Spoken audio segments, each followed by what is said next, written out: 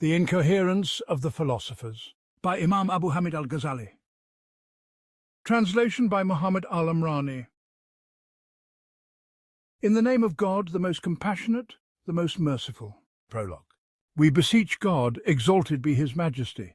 Beyond every end is his perfection, and beyond every limit is his bounty, to pour upon us the lights of guidance and to withhold from us the shadows of misguidance and deviation, to make us among those who behold the truth as truth, and so choose to follow and pursue it, and who recognize falsehood as falsehood, and so choose to avoid and detest it, and to grant us the bliss that he promised to his prophets and his friends.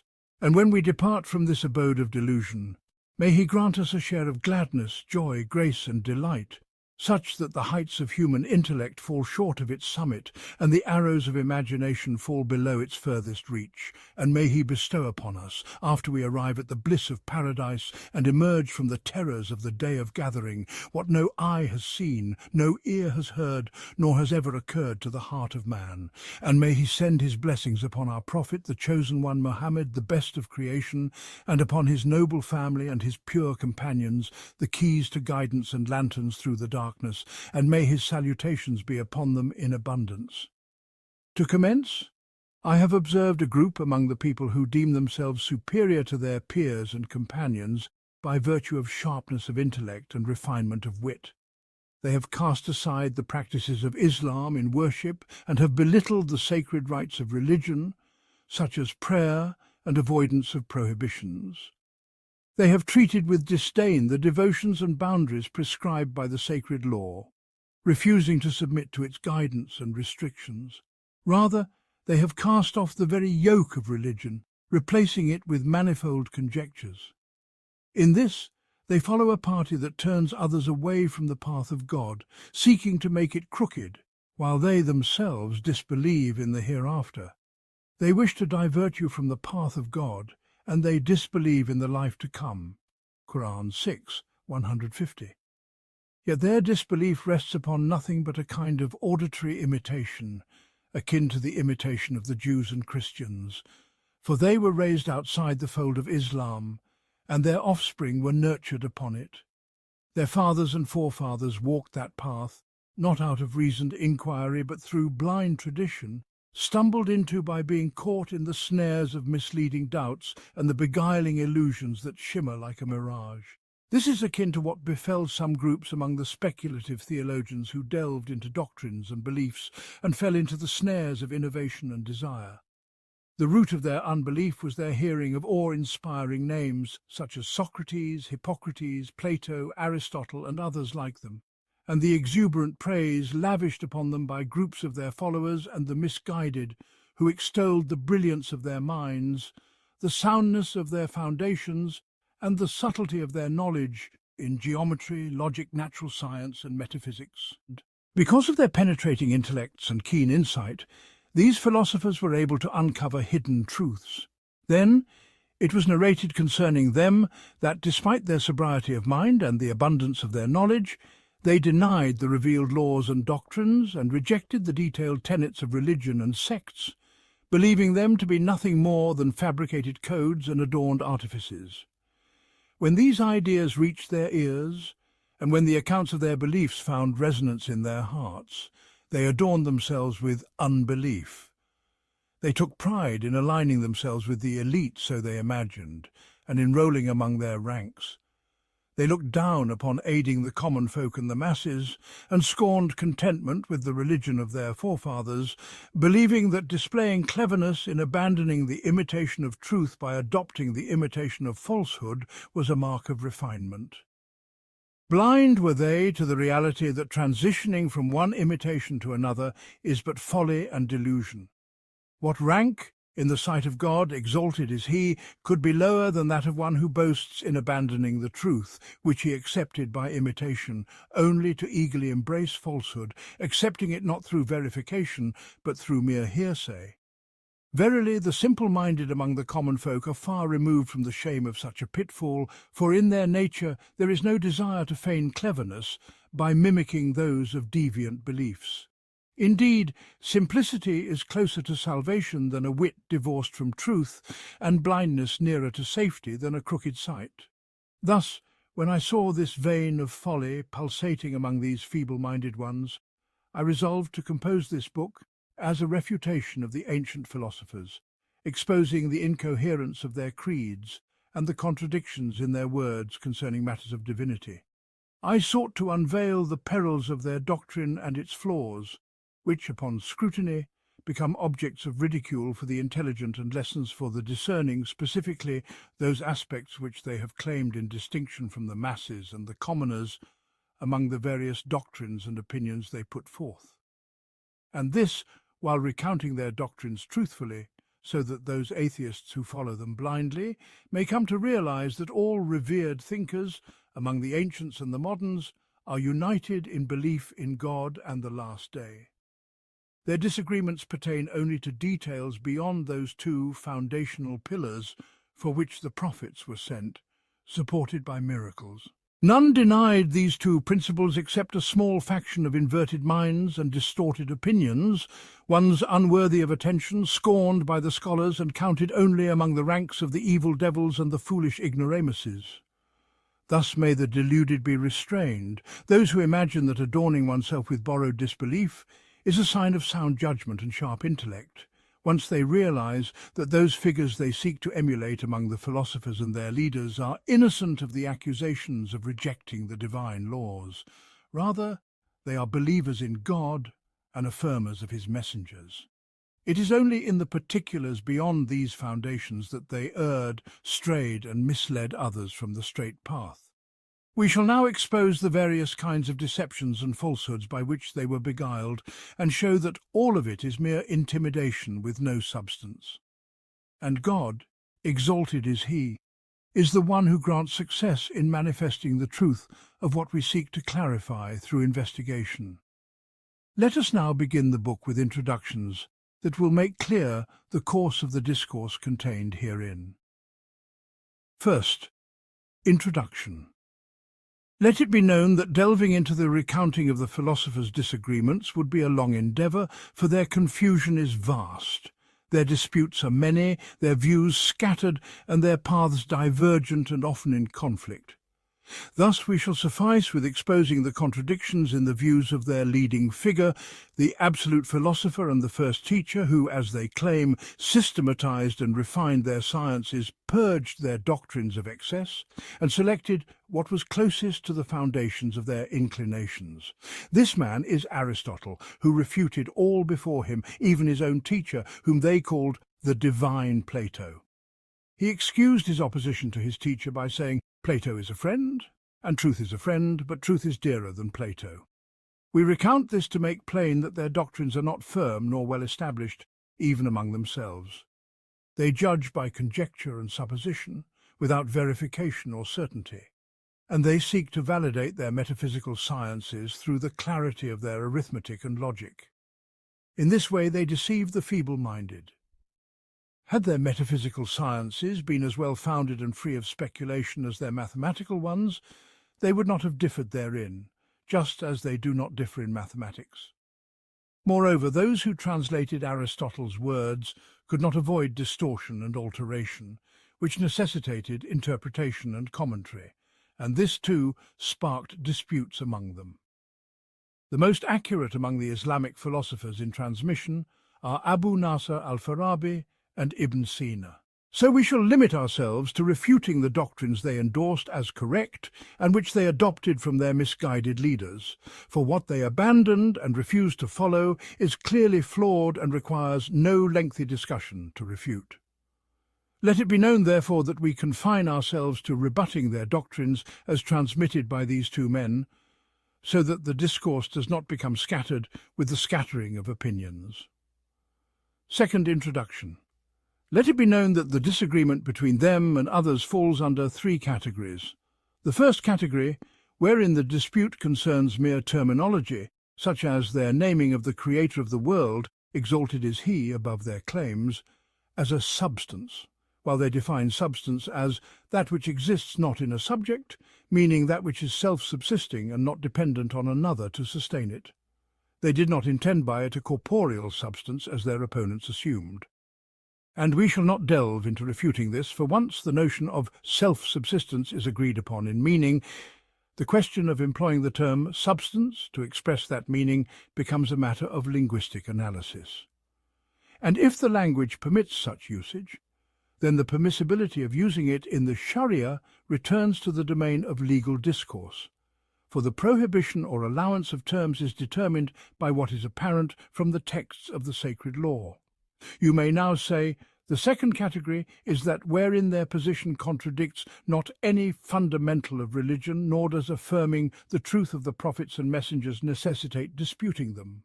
An example is their saying that the lunar eclipse is caused by the interposition of the earth between the moon and the sun, extinguishing the moon's light, that the earth is spherical, and that the heavens envelop it from all sides, and that the solar eclipse occurs when the body of the moon stands between the observer and the sun, during their conjunction at a singular point in the celestial longitude.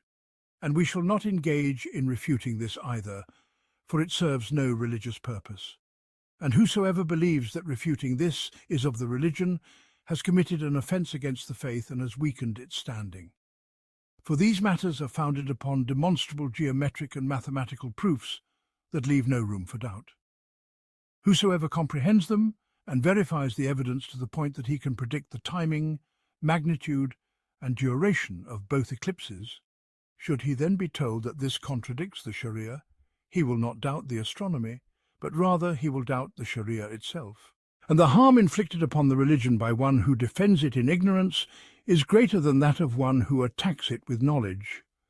As it has been said, an intelligent enemy is better than a foolish friend. And if it is said, but the messenger of God said, "Verily the sun and the moon are two signs from among the signs of God. They are not eclipsed by the death or life of anyone. So when you see such things, hasten to the remembrance of God and to prayer." How then does this align with what they have said? We reply, there is nothing in the prophetic statement that contradicts their assertion. It only negates the notion that eclipses occur due to someone's death or life, and commands turning to prayer when they happen. And just as the Sharia prescribes prayer at the times of noon, sunset and sunrise, what prevents it from recommending prayer at the time of eclipse as a commendable act? And if it is said, it has been narrated that the Prophet said at the end of the hadith, "Rather, when God manifests something, all things humble themselves before him." Does this not suggest that an eclipse is a humbling due to divine manifestation? We say, this edition is unsound in transmission, and the one who narrates it must be rejected. What is reliably transmitted is what we have mentioned, and even if it were authentic, its interpretation would be far easier than denying matters established by definitive evidence. How many scriptural texts have been interpreted in light of rational evidences that are far less clear than this? The greatest delight of the heretic lies in hearing a defender of the Sharia declare that such ideas contradict it, for this opens the door for him to deny the entire religion should the faith be founded upon such matters. For whether the world is created or eternal, once this is established, then regardless of whether it is a sphere or flat or octagonal or hexagonal, whether the heavens and what lies beneath them are 13 layers, as they claim, or more or less, these considerations are to the divine inquiry what the number of onion layers or pomegranate seeds is to the study of cosmology. The only true aim is to affirm that it is all the work of God, glorified be He, whatever its shape may be. The third category concerns matters wherein the dispute touches a fundamental tenet of religion, such as the origination of the world, the attributes of the Creator, and the resurrection of bodies. These they have all denied, and it is this category, and others like it, that demands exposing the corruption of their doctrine, unlike the previous categories. Third introduction. Let it be known that the purpose is to alert those who hold a favourable opinion of the philosophers and imagine that their paths are free of contradiction through a demonstration of the many ways in which their doctrines fall apart. For this reason, I do not enter into argumentation with them as one who asserts a claim, but rather as one who denies and challenges. So I shall invalidate what they regard as certain through various forms of refutation. At times I shall confront them with the views of the Mu'tazila, at others with those of the Karamaya, and at times with the position of the Waqifiyya. I do not rise in defense of any specific school, but rather I unite all sects against them. For while these sects may differ with us on details, these philosophers assail the very roots of religion. Thus, we must all stand together against them, for in times of great trial, all rancour must be cast aside. Fourth introduction. Among their gravest deceptions in luring others astray is this. When a problematic objection is raised during a debate, they say, "These metaphysical sciences are subtle and obscure. They are the most difficult sciences for even the sharpest minds to grasp." The only path to understanding the answers to these objections lies in mastering mathematics and logic. So when one imitates them in their disbelief and a doubt arises in his heart concerning their doctrine, he assumes the best of them and says, "No doubt their sciences contain the answer, but I am unable to grasp it only because I haven't mastered logic and mathematics."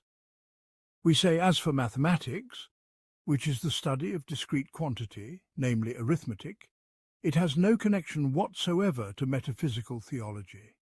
And the claim that understanding theology requires mathematics is like saying that medicine, grammar, or language are required to understand theology, or that arithmetic requires knowledge of medicine.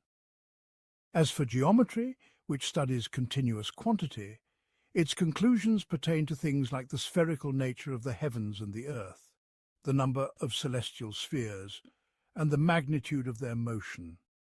Let us concede all of that. What place has it in theology?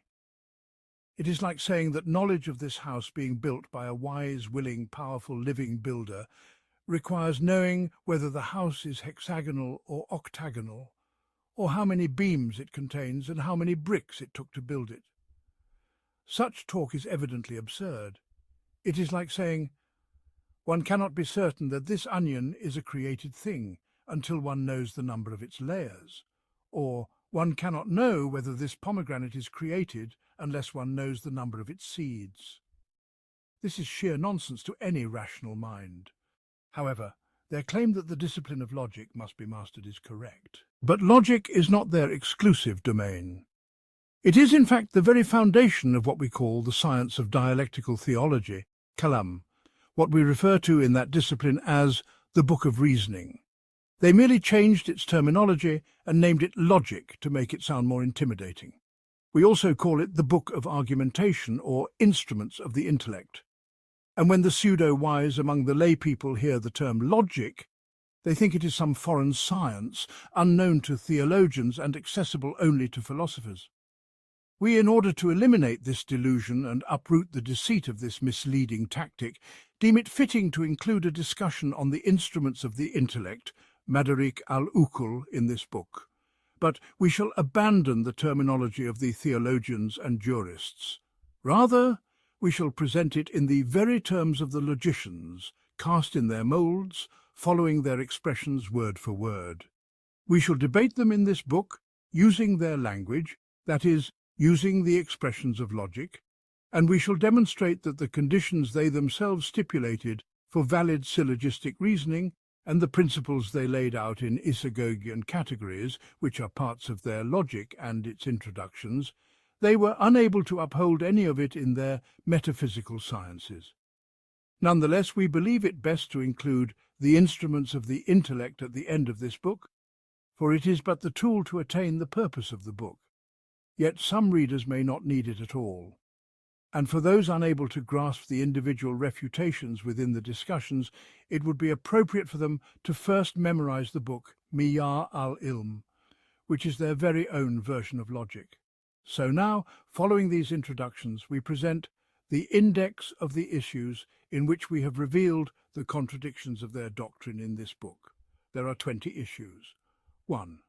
Refutation of their belief in the eternity of the world. 2. Refutation of their belief in the everlastingness of the world. 3. Exposure of their equivocation in claiming that God is the maker of the world. 4. Their failure to prove the existence of the Creator. 5. Their inability to establish the impossibility of two gods, 6. Their denial of divine attributes. 7. Their claim that the essence of the first does not admit genus or differentia. 8. Their assertion that the first is a simple existent without a quiddity. 9. Their failure to show that the first is not a body. 10. Their inability to prove that the world has a creator and cause. 11. Their failure to affirm that the first knows other than himself. 12. Their failure to affirm that the first knows himself. 13. Refutation of their claim that the first does not know particulars. 14. Refutation of their claim that the heavens are a living being moving by will. 15. Concerning their assertion of an accidental force that moves the heavens. 16. Their claim that the souls of the spheres know all particulars in this world. 17. Their denial of the possibility of miracles that contravene nature. 18. Their failure to prove rationally that the human soul is a spiritual substance. 19. Their claim that human souls cannot perish. 20. Refutation of their denial of resurrection, bodily gathering, and the experiencing of sensory pleasure and pain in paradise and hell. This is what we intended to expose of the contradictions in their metaphysical and natural sciences. As for mathematics, there is no reason to deny or dispute it, for it returns to arithmetic and geometry. And as for logic, it is the science of the instruments of thought in conceptual matters, and there is no significant disagreement in it that merits concern. We shall present in the book Miyar al-Ilm, that portion of it which is required for understanding the content of this book, if God so wills. On the refutation of their belief in the eternity of the world. The philosophers' doctrine, the details of their doctrine. The philosophers differed on whether the world is eternal. The view that became dominant among their predecessors and successors is the belief in its eternity, that it has always existed alongside God, exalted be He, as His effect, inseparable from Him, not temporally posterior to Him, but rather conjoined to Him as an effect is to its cause, and as light is to the sun. They claim that God's precedence over the world is one of essence and rank, not of time. It is reported that Plato said the world is composed and created. Some later interpreted his words away, refusing to believe that he held the creation of the world. Galen, in the later part of his life, in a book titled What Galen Believes, adopted a position of suspension, declaring that he did not know whether the world was created or eternal. He even suggested that it might not be knowable at all, not due to any deficiency in his own capacity, but because of the inherent difficulty of the question. Yet this is a rare exception. The general doctrine of the philosophers is that the world is eternal, and they hold in some that it is inconceivable for a temporal effect to arise from an eternal cause without an intermediary. Selection of the most potent of their arguments to present their case, were I to unfold all that has been transmitted from them in the form of arguments, and what has been raised as objections against them, I would blacken pages upon pages in this single matter alone. Yet there is little virtue in excessive length. Let us then cast aside their arguments that rest upon arbitrary assertion or fragile fancy, those which any discerning mind can easily unravel, and suffice instead with presenting only what truly carries weight upon the soul. Arguments that cannot serve as grounds for doubt among the masters of reflection, though they may unsettle the minds of the weak, for even the feeblest of illusions may suffice to shake the unsteady. This class of arguments is threefold. The first, that it is impossible for that which is temporal to arise from that which is eternal in an absolute sense. They say, it is inconceivable that a temporal event could emerge from an eternal source without qualification. For suppose we affirm the existence of the eternal and posit that the world, say, did not emanate from him. Then the world's non-existence must be due to the absence of a determining factor, murajji. For had such a determinant existed, the world would have existed. Its existence then was purely possible, a mere potentiality. If it came into being thereafter, then one of two possibilities must hold. Either a determinant emerged, or it did not. If no determinant emerged, then the world would have remained in its state of sheer possibility, as it was before. But if a determinant did emerge, then who brought about this determinant? And why did it emerge now and not earlier? The question of the emergence of the determinant remains unresolved. In sum, if the states of the eternal are all alike, then either nothing ever proceeds from him at all, or things proceed from him always. But that a state of inaction be distinguished from a state of action is absurd. Why then did the world not come into being before it did? To clarify further, to ask, why did the world not exist before it came into being, cannot be answered by ascribing it to God's incapacity to create, nor to the impossibility of creation, for that would necessitate that the eternal passed from incapacity to capacity, and that the world passed from impossibility to possibility, both of which are untenable. One cannot say there was no purpose before and then a purpose arose, nor can it be attributed to the absence of means and their subsequent availability. The closest that may be imagined is to say, he did not will its existence before, and then he willed it. But this would necessitate that a will emerged, that he became willing after not having willed, which would entail the occurrence of will. And if this will emerged within his essence, then this is impossible, for his essence is not a receptacle for temporal events. If it occurred not within his essence, then it does not render him willing. But let us set aside the question of where it occurred. Does not the problem persist regarding its mere emergence? From where did it arise? Why now and not before? If it emerged now and not from God, then if a temporal thing can arise without a cause, let the world itself have arisen without a creator. Otherwise, what difference lies between one temporal thing and another? And if it did emerge by God's causing, why did he cause it now and not earlier? Was it due to the absence of means or power or motive or nature, and then these came into being? If so, the same problem returns. What changed such that it came into being now? Or was it due to the absence of will? Then will itself requires another will, and so does the first will, and thus arises an infinite regress. It is thus established in absolute terms that for a temporal thing to issue from the eternal without any change occurring in the eternal, whether in power, means, time, motive or nature, is impossible. And to posit any such change is likewise impossible, for the inquiry into that change is no less problematic than into the thing itself. All of it is impossible. And if the world now exists and its origination is impossible, then it must be eternal without doubt. This is their strongest argument, yet it is the most deluded of their arguments. In general, their discourse in other matters of theology is feebler than in this issue, for here they are able to deploy forms of imaginative reasoning unavailable to them elsewhere. For this reason, we have placed this issue at the forefront and begun with their strongest proof. Why the occurrence of a temporal event through an eternal will is impossible, this is objected to in two ways. First, it may be said, what objection do you raise against one who says, the world came into being by an eternal will that decreed its existence at the moment it came into being, that its non-existence continue until the time it did, and that existence begin at the point it began. That existence before that was not willed and so did not occur, and that at the moment it did occur it was willed by the eternal will and so came into being. What prevents such a belief, and what renders it impossible? They say every effect must have a cause. If it is said, this is clearly impossible, for the temporal is necessitated and caused. And just as it is impossible for an effect to exist without a cause, so too is it impossible for a cause, with all its conditions and prerequisites fulfilled, to be delayed in producing its effect. Indeed, the existence of an effect upon the complete presence of its cause is necessary, and its delay is impossible, just as the existence of an effect without a cause is impossible.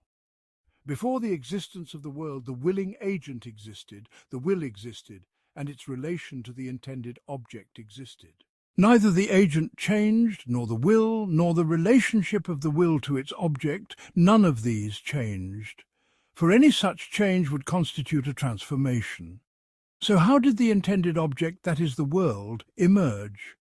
What prevented its emergence earlier, given that the conditions were identical?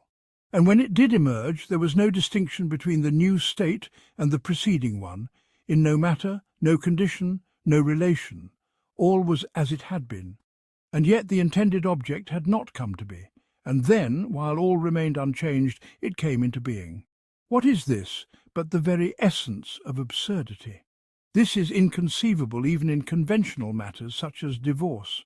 The impossibility here is not only an essential necessary causation, but also in customary and stipulated ones.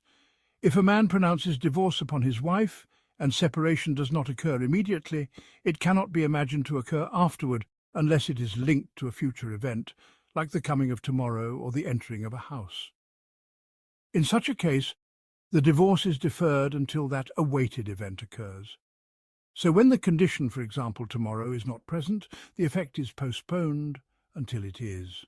The cause takes effect only upon the presence of something not yet present. Thus, if one wished to delay the effect of a cause that is not conditional upon anything, it would not be intelligible, even though he is the one who instituted the condition and defined it by his own volition.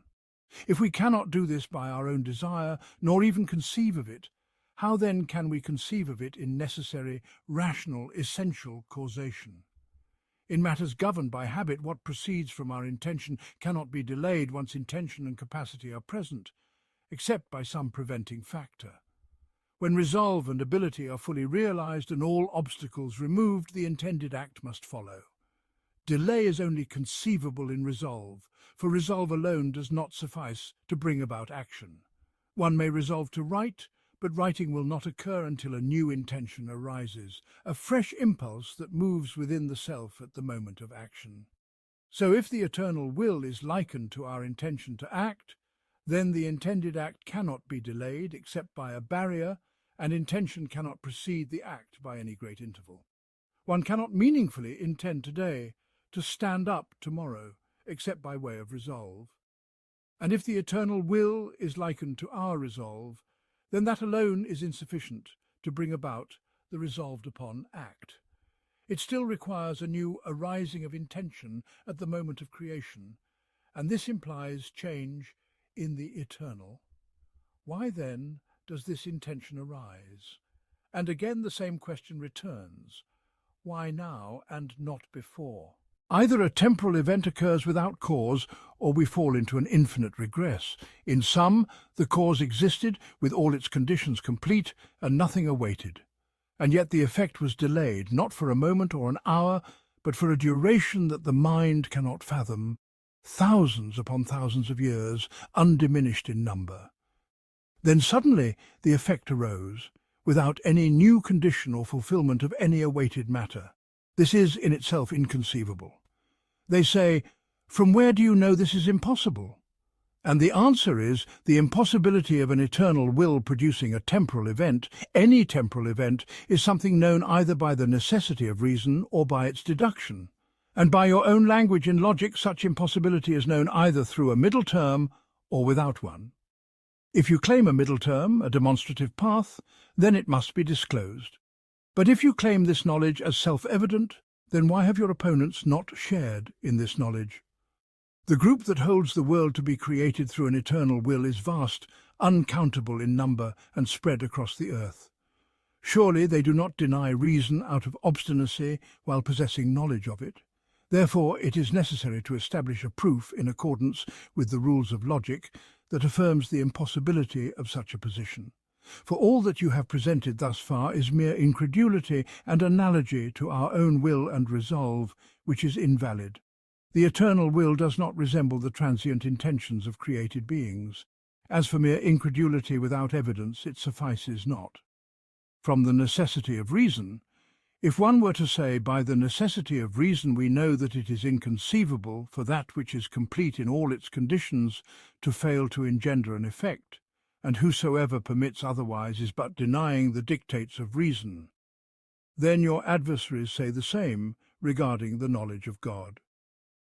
We say, what then is the difference between you and your adversaries when they say to you, we know by necessity the impossibility of the claim that a single essence should encompass knowledge of all universals, without that knowledge implying multiplicity, and without that knowledge being an addition to the essence, and without the knowledge itself multiplying with the multiplicity of the knowns. And this is your doctrine concerning God, Exalted is he, though to us, and in light of our own knowledge, it appears utterly impossible. Yet you say, the eternal knowledge is not comparable to the created. A group among you, feeling the weight of this quandary, asserted, God knows only himself, he is the knower, he is the knowledge, and he is the known, all is one. But if one were to say, the union of the knower, the knowledge, and the known is known by necessity to be impossible, for to suppose a creator who does not know his creation is, by reason, an absolute absurdity. And if the eternal, according to your claim and the claims of all who have strayed, knows only himself, exalted is he far above such utterance, then he would have no knowledge whatsoever of his creation.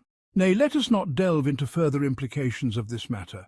Concerning the cycles of the celestial spheres, if their number be without end, then they can have no divisions. We say, how then do you object to your opponents when they say, the pre-eternity of the world is impossible, for it leads to the affirmation of endless cycles of the celestial spheres? Cycles whose individual instances are uncountable, yet they possess a sixth, a fourth, and a half. For verily, the sphere of the sun completes its rotation in a year, while the sphere of Saturn completes its cycle in 30 years. Thus, the cycles of Saturn are 1/13 that of the sun's, and the cycles of Jupiter are half of 1/6 of the sun's, for it orbits in 12 years. And just as the cycles of Saturn are without end, so too are the cycles of the sun, though the former are but 1/13 of the latter. Nay, the cycles of the planetary sphere, which completes one revolution every 36,000 years, are without end, just as the eastward movement of the sun, which recurs every day and night, is without end. Now, if someone were to say, this is something whose impossibility is known by necessity, how then do you escape his claim?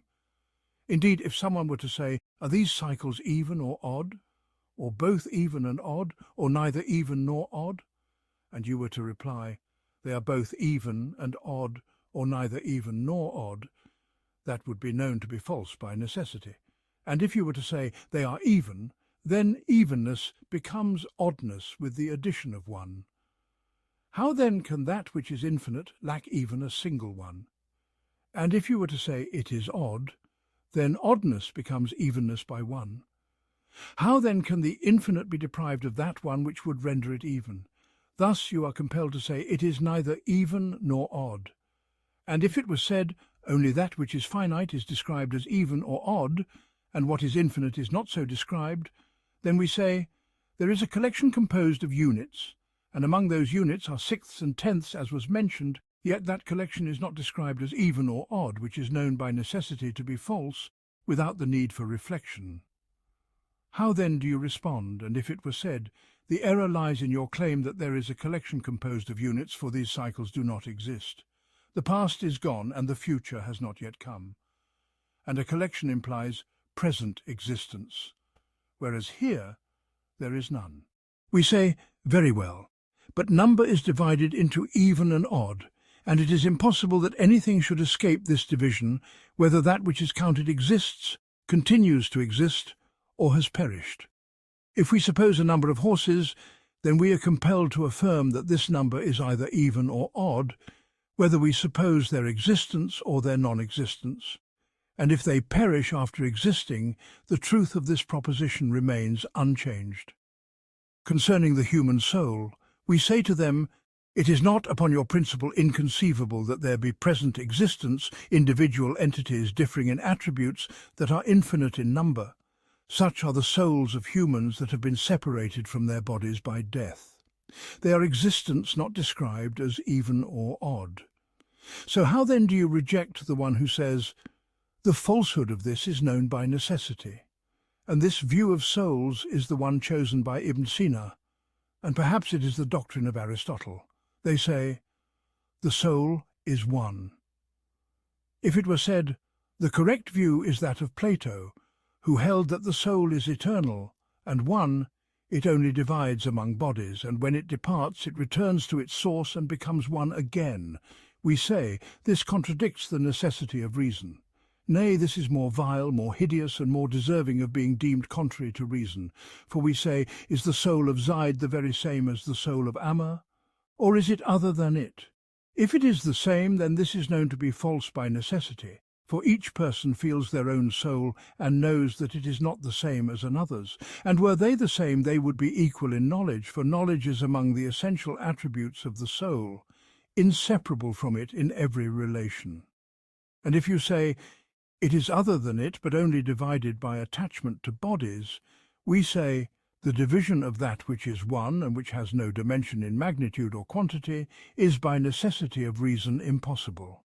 How then can the one become two, nay 1,000, and then return and become one again?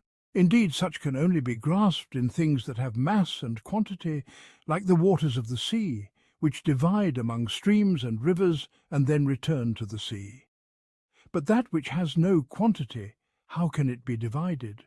And thus they are silenced, and the purpose of all this is to demonstrate that they did not defeat their adversaries regarding their belief in the relation of the eternal will to temporal events, except by invoking the claim of necessity, while they themselves cannot escape those who lay claim to necessity against them in these matters, in opposition to their creed. And this is an inescapable reality. They say, God before creating the world. If it were said, this argument turns against you, for God, before creating the world, was capable of creating it a year earlier or two, and his power is without end, so it is as if he waited, then created. And the duration of that waiting, was it finite or infinite? If you say finite, then the existence of the Creator would have a beginning, and if you say infinite, then an infinite span has passed within which lay infinite possibilities. Refer to the second argument. We say, time and duration are created according to us, and we shall clarify the true answer to this in our response to their second argument. They say, what distinguished one moment from another? If it was said, how then do you object to one who forsakes the claim of necessity and argues from another angle that times are all equal in their capacity for the relation of the will to them? So what then distinguished this particular moment from that which preceded it or followed it? And is it not possible that precedence and delay be themselves willed? Even with blackness and whiteness, motion and stillness, you assert that whiteness comes to be by the eternal will, though the receptacle is equally suited to blackness and whiteness. Why then did the eternal will attach itself to whiteness rather than blackness? What distinguished one possible from another in the relation of will to it? And we know by necessity that a thing is not distinguished from its like except by a particularizer. If such were permissible, then it would be permissible that the world, being equally possible in existence and non-existence, be specified for existence without a particularizer. What then distinguished the will? And if you say, it is the will that specified, then the question returns, why did the will specify? And if you say the eternal is not to be asked, why? Cf. Quran 21:23. Then let the world be eternal, and let there be no cause or maker for it, for the eternal is not to be asked, why? And if it is permissible that the eternal will be specified toward one of two possibilities by mere accord, then the utmost of what is denied is to say, the world is specified with certain forms, and could have been otherwise, and it happened to be so by mere accord. Just as you say, the will specified a time and a form by accord, and if you say, this question is not valid, for it applies to all acts of will and every estimation, then we say, nay, but this question is indeed valid, for it recurs at all times and adheres to your opponent under every estimation. We say, the will distinguishes a thing from its like. We say, the world came into being when it did, as it did, in the place it did, by the will. And will is a quality whose function is to distinguish a thing from its like. Were this not its function, power alone would have sufficed. But since power stands in equal relation to opposites, there must be a particularizer. So it was said, the eternal has, besides power, an attribute whose function is to specify a thing from its like. So the one who says, why did the will specify one of two likes, is like the one who says, why does knowledge comprehend the known as it is? And it is said, because knowledge is a quality whose function is such. So too is will, a quality whose essence is the specification of a thing from its like. Within these two positions lies contradiction. For if it is claimed that affirming an attribute whose very nature is to distinguish a thing from its like is unintelligible, This would be a contradiction in itself, for to call two things identical is to deny any distinction between them, while to claim that one is distinguished is to deny that they are truly alike. One must not imagine that the two instances of blackness in two distinct locations are absolutely identical in every aspect, for one exists in one place and the other in another. This very spatial difference entails distinction. Nor are two instances of blackness in the same place at two different times absolutely identical, for time itself introduces divergence. How then could one claim total sameness? Thus, when we say that two black things are alike, we mean it specifically in their blackness, not in every absolute sense. Were their place and time truly one, no distinction between them would remain, and the notion of two-ness itself would become unintelligible. Take, for example, a thirsty man before whom are two identical cups of water.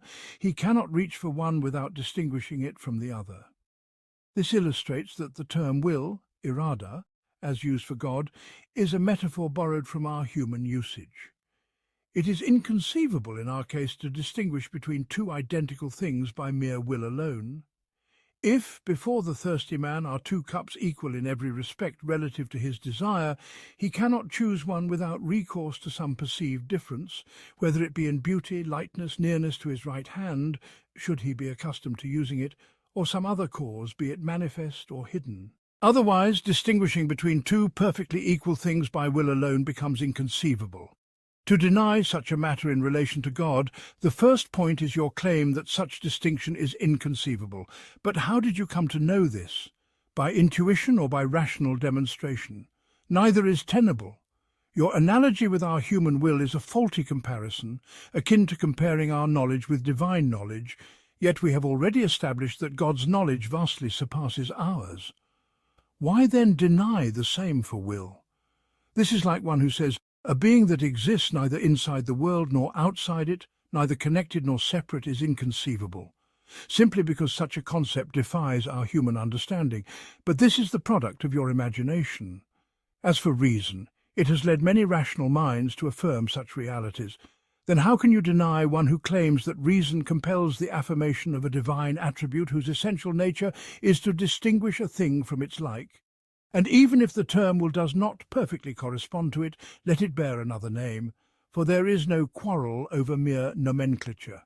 We use this term because the law has permitted it. Otherwise the word irada, will in language, implies selecting what serves a purpose, but God has no purposes as humans do. What matters is the meaning, not the word. Even for humans, when two identical dates lie before a person who craves them, yet cannot grasp both at once, he must choose one. Thus, even in our own case, we do not concede that such selection is inconceivable. Suppose we remove all distinguishing factors, beauty, nearness, ease of grasping, yet the man still chooses one. Then you are left with two options. Either claim that perfect equality relative to his purpose is impossible, which is foolish, for such a scenario is clearly imaginable, or claim that should such equality exist, the eager man would remain forever in hesitation, never taking either date simply by his own choice and will, free from ulterior motive. But this is clearly false, refuted by self-evident experience. Hence every observer, be he present or absent, must affirm the existence of an attribute that distinguishes one thing from another, even when they are alike in all other respects. Why then was the world created with certain specific properties? The second point of contention is this. Even in your own doctrine you cannot avoid affirming the selection of one among equals, for the cosmos emerged from its necessary cause in specific configurations, yet its opposites were equally possible. Why then was one form chosen over another? If it is claimed that differentiation between like things, whether in action, essential necessity, or natural compulsion, is impossible, then this impossibility must be consistent across all such cases. You say, because of the universal order. If you say that the harmony and order of the universe could not be attained except in the precise manner in which it now exists, and that, had the cosmos been larger or smaller, or had the number of celestial spheres or stars been different, the order would have collapsed, then you are asserting that large differs from small and many from few in what is required of them. Thus they are not truly identical, but different. You may say that the human mind is too limited to grasp the wisdom behind the specific proportions and details, but it perceives the wisdom in some cases, such as the inclination of the zodiacal sphere from the equator, or the apogee of the planets, or the eccentric spheres. Though the greater part of their secrets remains veiled, we do discern their diversity. There is no absurdity, then, in a thing being distinguished from its opposite due to its role in the cosmic order. As for time, it is undoubtedly uniform in respect to possibility and to the order of existence. No one can claim that had creation occurred a moment earlier or later, the order would have been impossible, for the sameness of temporal circumstances is self-evident. We say, no, two like times. Even if we concede that we can, in your view, counter your claims with parallels from temporal conditions, such as when some say, creation occurred at the most fitting moment, we are not limited to this counter-argument alone. We can posit, based on your own principles, the necessity of selection in two cases where difference is impossible. First, the direction of celestial motion. Second, the designation of the celestial pole in relation to the equator. Take, for example, the northern and southern poles. The heavens are a sphere rotating about two fixed points. This celestial sphere is uniform in its parts, especially the highest, the ninth sphere, which contains no stars.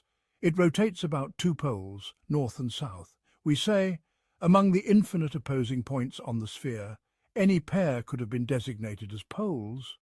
Why, then, were these two particular points, the north and south, chosen for polar stability? Why was the equatorial line not drawn through some other pair of points so that the poles would lie elsewhere? If the size and shape of the heavens have a specific wisdom, what then distinguishes this location for the poles among all other equal points? All parts of the sphere are alike, and all points are equal. There is no escape from this question. You may say, perhaps this location possesses a property that makes it suitable for being a pole, its position, its relation, or its designation, unlike other parts of the heavens, which shift in relation to the earth and other spheres, while the pole remains fixed. Perhaps this location was more deserving of being fixed than others. You assert the uniformity of the heavens. We say this implies a real difference in the nature of the parts of the first sphere. It negates the claim that it is uniform and homogeneous, one of your very arguments for the necessity of the heavens being spherical. You argued it must be spherical because it is simple and uniform in nature, and the sphere is the simplest of all forms. For squares, hexagons, and other shapes imply angles and variation, which cannot exist in a truly simple substance. But from where does this unique property arise? Even if this contradicts your doctrine, the challenge cannot be dismissed. For the question concerning that unique property remains, were all parts of the sphere equally capable of bearing it? If yes, why then was one favoured over the rest? If no, why are the other parts incapable, while all are equally bodies receptive to form? That unique property is not due to its being a body, nor to its being a portion of the heavens, for these qualities are shared by all other parts of the sphere. Hence its selection must arise either from arbitrariness or from an attribute whose nature is to distinguish one thing from its like. If it is reasonable for you to claim that all times are equal in their capacity to receive creation, then it is equally reasonable for your opponents to claim that all parts of the heavens are equally suited to receiving that fixed position, in which case your argument fails. What caused the variation in celestial motion? The second challenge is this: why do some celestial spheres move from east to west and others in the opposite direction, even though all directions are equal? You say, such variations produce the configurations of the planets, trines, sextiles, conjunctions and others, which are the beginnings of all events in the world. Had all spheres moved in the same direction, these variations would not arise, and the heavens would remain in a single unchanging configuration. We reply, we do not require that the directions of motion differ. We may posit that the highest sphere moves from east to west, and the one beneath it in the opposite direction.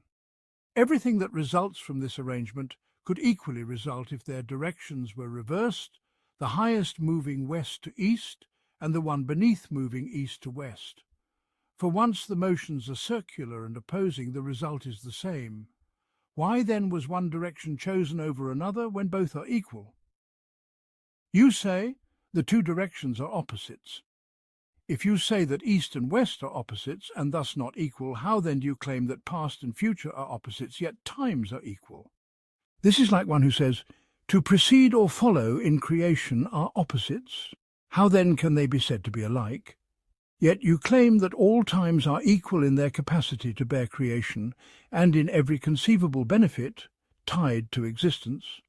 Likewise, it is reasonable to assert that all directions, locations, and positions are equal in their suitability for motion, and for all benefits tied to that motion. If you are permitted to claim non-equality despite apparent uniformity, then so too are your opponents permitted to claim non-equality in conditions and configurations. The second objection, the emergence of the temporal from the eternal. Another objection to your foundational argument is this.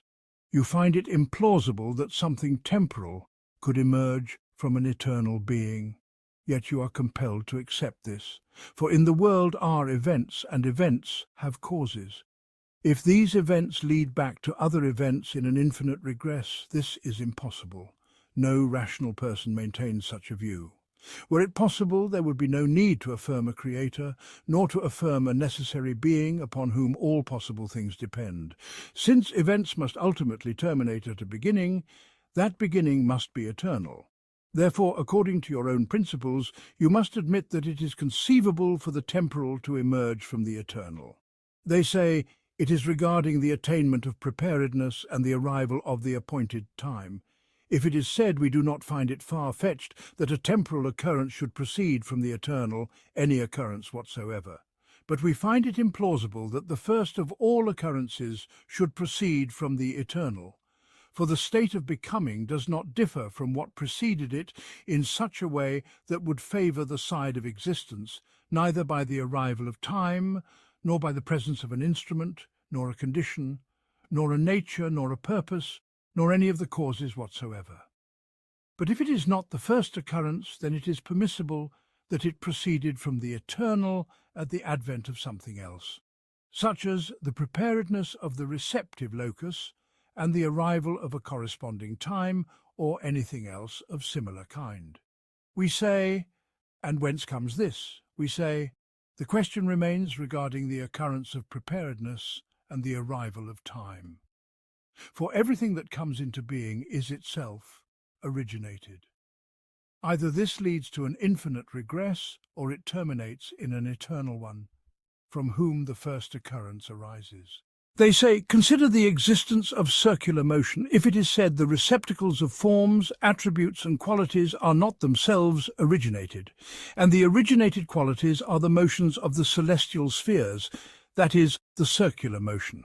From it arises newly occurring relational attributes such as trine, sextile or quadrature, which are the relative positions of celestial bodies with one another or with the earth. These include the rising, the setting, the culmination at the zenith, the increasing distance from the earth when a planet is in apogee, and its nearness when in perigee, or its inclination toward the northern or southern hemispheres. These relational attributes are necessarily tied to circular motion. Thus, it is the cause of occurrences in the elemental realm.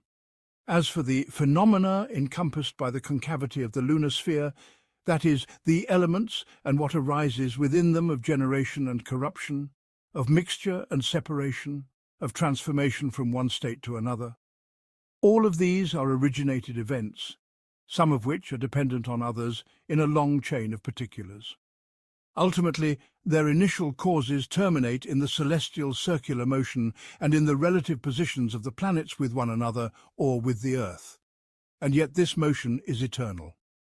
Thus, from all this, it appears that the eternal, everlasting circular motion is the origin of all occurrences, and the mover of the heavens by this circular motion is the soul of the heavens, for the heavens are living entities, just as our souls are to our bodies, and their souls are eternal, and therefore the circular motion, which is a necessary consequence of these souls, is also eternal. And because the states of the soul are constant, being eternal, the states of the motions also resemble them, that is, they are perpetually circular. And while circular motion has parts that are originated, it cannot be imagined that an occurrence proceeds from the eternal except through an eternal circular motion that resembles the eternal in one aspect. For it is everlasting, and resembles the temporal in another. For every part of it is itself an occurrence, having come into being after not having been. Therefore, from the aspect of its temporality in parts and relations, it can be the origin of occurrences, and from the aspect of its eternal continuity and uniformity, it is an emanation from an eternal soul. So if there are occurrences in the world, there must be circular motion. And there are occurrences in the world, thus eternal circular motion is affirmed. We say, this is false discourse, for there must be another cause. We say, this elaboration is of no benefit to you. The circular motion, which is claimed to be the origin, was it itself originated or eternal? If it was eternal, then how did it become the origin of the first occurrence? And if it was itself originated, then it required a prior cause, and thus we fall into infinite regress. And your claim that it resembles the eternal in one aspect, and the originated in another, that it is persistently renewed, or that it is renewal made constant, we say, is it the origin of occurrences from the aspect of its constancy, or from the aspect of its renewal? If from its constancy, how can something constant and uniform bring forth something at one time rather than another? And if from its renewal, then what is the cause of its renewal within itself? It would then require another cause, and the chain would regress endlessly. This is the most complete articulation of the dilemma. Further discourse on this will come later. They have a kind of artifice to escape this dilemma, which we shall present in a subsequent issue, so that this discussion does not become overlong by branching into too many paths and styles of elaboration. Moreover, we shall demonstrate that circular motion is not fit to be the origin of occurrences, and that all occurrences are newly brought into being by God directly, and we shall refute their claim that the heavens are animate beings moving by willful psychic motion like our own movements. Secondly, we say, God is not prior to the world, merely in essence. They claim that one who says the world comes after God, and that God is prior to it, must mean one of two things. Either that he is prior in essence, not in time, like the oneness of the number one being prior to the number two by nature, though both may coexist in temporal existence, or like the priority of the cause over the effect, such as the motion of a person being the cause of the shadow that follows him, or the motion of the hand being the cause of the movement of a ring, or the motion of the hand in water being the cause of the water's movement. These are temporally simultaneous, yet one is cause and the other effect, as we say. The shadow moved because the person moved, and the water moved because the hand stirred it. But we do not say the person moved because the shadow moved, nor the hand because of the water's motion, though they coincide in time. If this is what is meant by God's precedence over the world, then both would be either originated or eternal, and it is impossible for one to be eternal and the other originated. And if what is meant is that God is temporally prior to the world and time itself, then it follows that before the world and time there existed a span in which the world was non-existent. For non-existence preceded existence, and God preceded it by a long duration, one with an end at one side, the creation, but no beginning on the other. Thus, before time there must have been a time with no beginning, and this is a contradiction. For this reason, it is impossible to speak of the origination of time, and if time must be eternal, and it is nothing but the measure of motion, then motion must also be eternal, and so must the mover, whose motion sustains time. Objection. Before creation there was no time. The saying, God was and there was no world, only implies two things. The objection lies in saying, time is originated and created, and there was no time before it whatsoever. When we say, God is prior to the world and time, we mean God was, and there was no world. Then there was, and the world came to be with him. The meaning of our saying God was, and there was no world is simply the existence of the divine essence and the non-existence of the world's essence. And the meaning of then there was and the world was with him is the existence of both essences. So we mean by precedence, singularity in existence. The world is merely one entity. Had we said God was and there was no Jesus, then later said, then God was and Jesus was with him, the words would only imply the existence of one essence followed by the existence of two. There is no necessity in this to posit a third thing. Even if the imagination cannot rest without positing a third, these are merely the illusions of the mind, not to be given weight. If it is said to us, in saying God was and there was no world, you are implying a third concept besides the existence of God and the non-existence of the world. The proof? If we imagined a future in which the world no longer exists, and thus the existence of God and the non-existence of the world are both present, it would still be incorrect to say, God was and there was no world. The correct phrasing would be, God will be and there will be no world. So there is a distinction between was and will be. One cannot substitute for the other. Let us examine what this distinction returns to. There is no doubt that they do not differ in the existence of the essence, nor in the absence of the world. Rather, they differ in a third concept. When we say of the future non-existence of the world, God was and there was no world, we are told, this is incorrect, for was refers to the past. Thus, under the word was lies a third concept, that of the past. And the past, in its essence, is time. And the past, relative to other things, is motion, for motion passes with the passage of time. Necessarily, then, there must have been time before the world, a time that passed, until it reached the existence of the world. We say, that is nothing but a relation to us. We say, the original meaning of both expressions is the existence of one essence and the non-existence of another. The third matter which distinguishes the two expressions is a relational concept tied to us. The proof? If we imagined the world not existing in the future and then imagined ourselves existing again thereafter, we could at that point say, God was and there was no world. Whether we meant the first absence or the second, the statement remains valid. A sign that this is merely a relational concept is the fact that the future may itself become the past before the beginning. We imagine some before. All of this stems from the mind's inability to conceive of a beginning without positing a before. And that before, which the imagination cannot relinquish, is thought to be something real and existent, namely time. Just as we imagine a beyond above the universe, this is akin to the mind's inability to conceive of the end of a body at its head, for example, without positing a surface above it. Thus it imagines that beyond the world is a place, either filled or empty. And when it is said there is nothing beyond the surface of the world, no above, no further, the mind recoils from accepting it. Likewise, when it is said, before the creation of the world, there was no before that is a real existence, the mind recoils from accepting it. Just as the imagination may be refuted in its assumption that beyond the universe there is an infinite void, by saying, void is not a self-contained concept. As for distance, it is dependent on the body whose parts are separated, and if the body is finite, then the distance that follows it is likewise finite, and the filled and the void become meaningless. Thus it is established that there is no void beyond the world nor fullness, though the imagination may not assent to this truth. And yet this is but an illusion, for just as spatial extension is contingent upon the existence of body, so temporal extension is contingent upon movement, for it is but the unfolding of motion.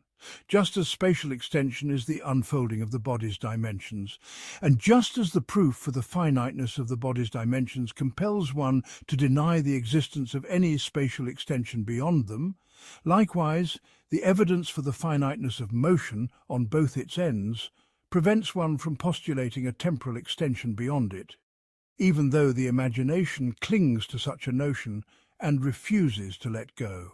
There is no difference between temporal extension, which is articulated by reference to before and after, and spatial extension expressed through above and below. If it were permissible to affirm an above, beyond which there is no above, then it would be likewise permissible to assert a before that has no preceding before, yet this is but an illusion of the mind, just as with the notion of an above beyond which there is no above. This is a necessary conclusion, let it be contemplated well. They have agreed that beyond the world there is neither void nor fullness.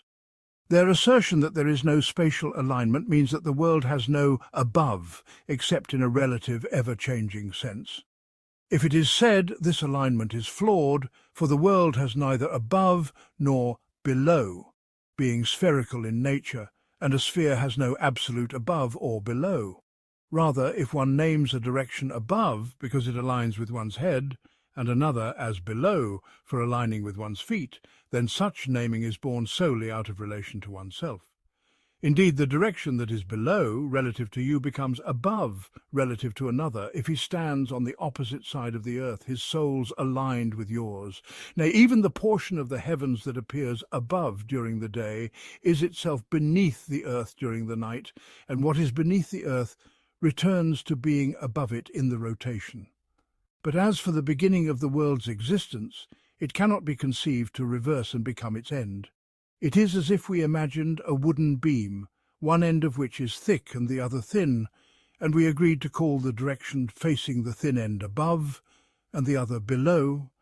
This does not signify any inherent difference in the parts of the world, but only different names arising from the orientation of that beam. If we were to invert the beam, the names would reverse, though the world would remain unchanged. Thus, above and below are purely relative to you, and not actual distinctions in the parts or surfaces of the world. However, the non-existence that precedes the world, and the first limit to its being, are essential and cannot be altered so as to become its end. Nor can the annihilation that occurs at the world's cessation, being a subsequent non-existence, be transformed into a prior one. So the two termini of the world's existence, its beginning and its end, are essential, immutable, and not subject to alteration by shifting relations, unlike above and below. Yet the world has had a before, and so we might say the world has neither above nor below, but you cannot claim it has neither before nor after. And once before and after are affirmed, there is no meaning to time beyond what is expressed through before and after. They say, just as the world has no outside, so too it has no before. We reply, there is no difference, for the goal is not in naming above or below, but we may instead use the terms beyond and outside, and say, the world has an inside and an outside. Is there then, outside the world, something, be it fullness or void? They would say, beyond the world, there is neither void nor fullness. If by outside you mean its upper surface, then yes, it has an outside, but if you mean something beyond that, then it has no outside. Similarly, when asked, does the world have a before? We respond, if by that you mean did the world have a beginning, a point from which it came into being, then yes, it had a before, in this sense, just as the world has an outside, if by that is meant its exposed and terminal surface. But if by before something else is meant, then the world has no before. Just as if by outside you mean something other than the world's surface, you must say there is no outside to the world. If you say it is inconceivable for something to begin to exist without a before, we respond, it is equally inconceivable for a finite body to exist without something outside it.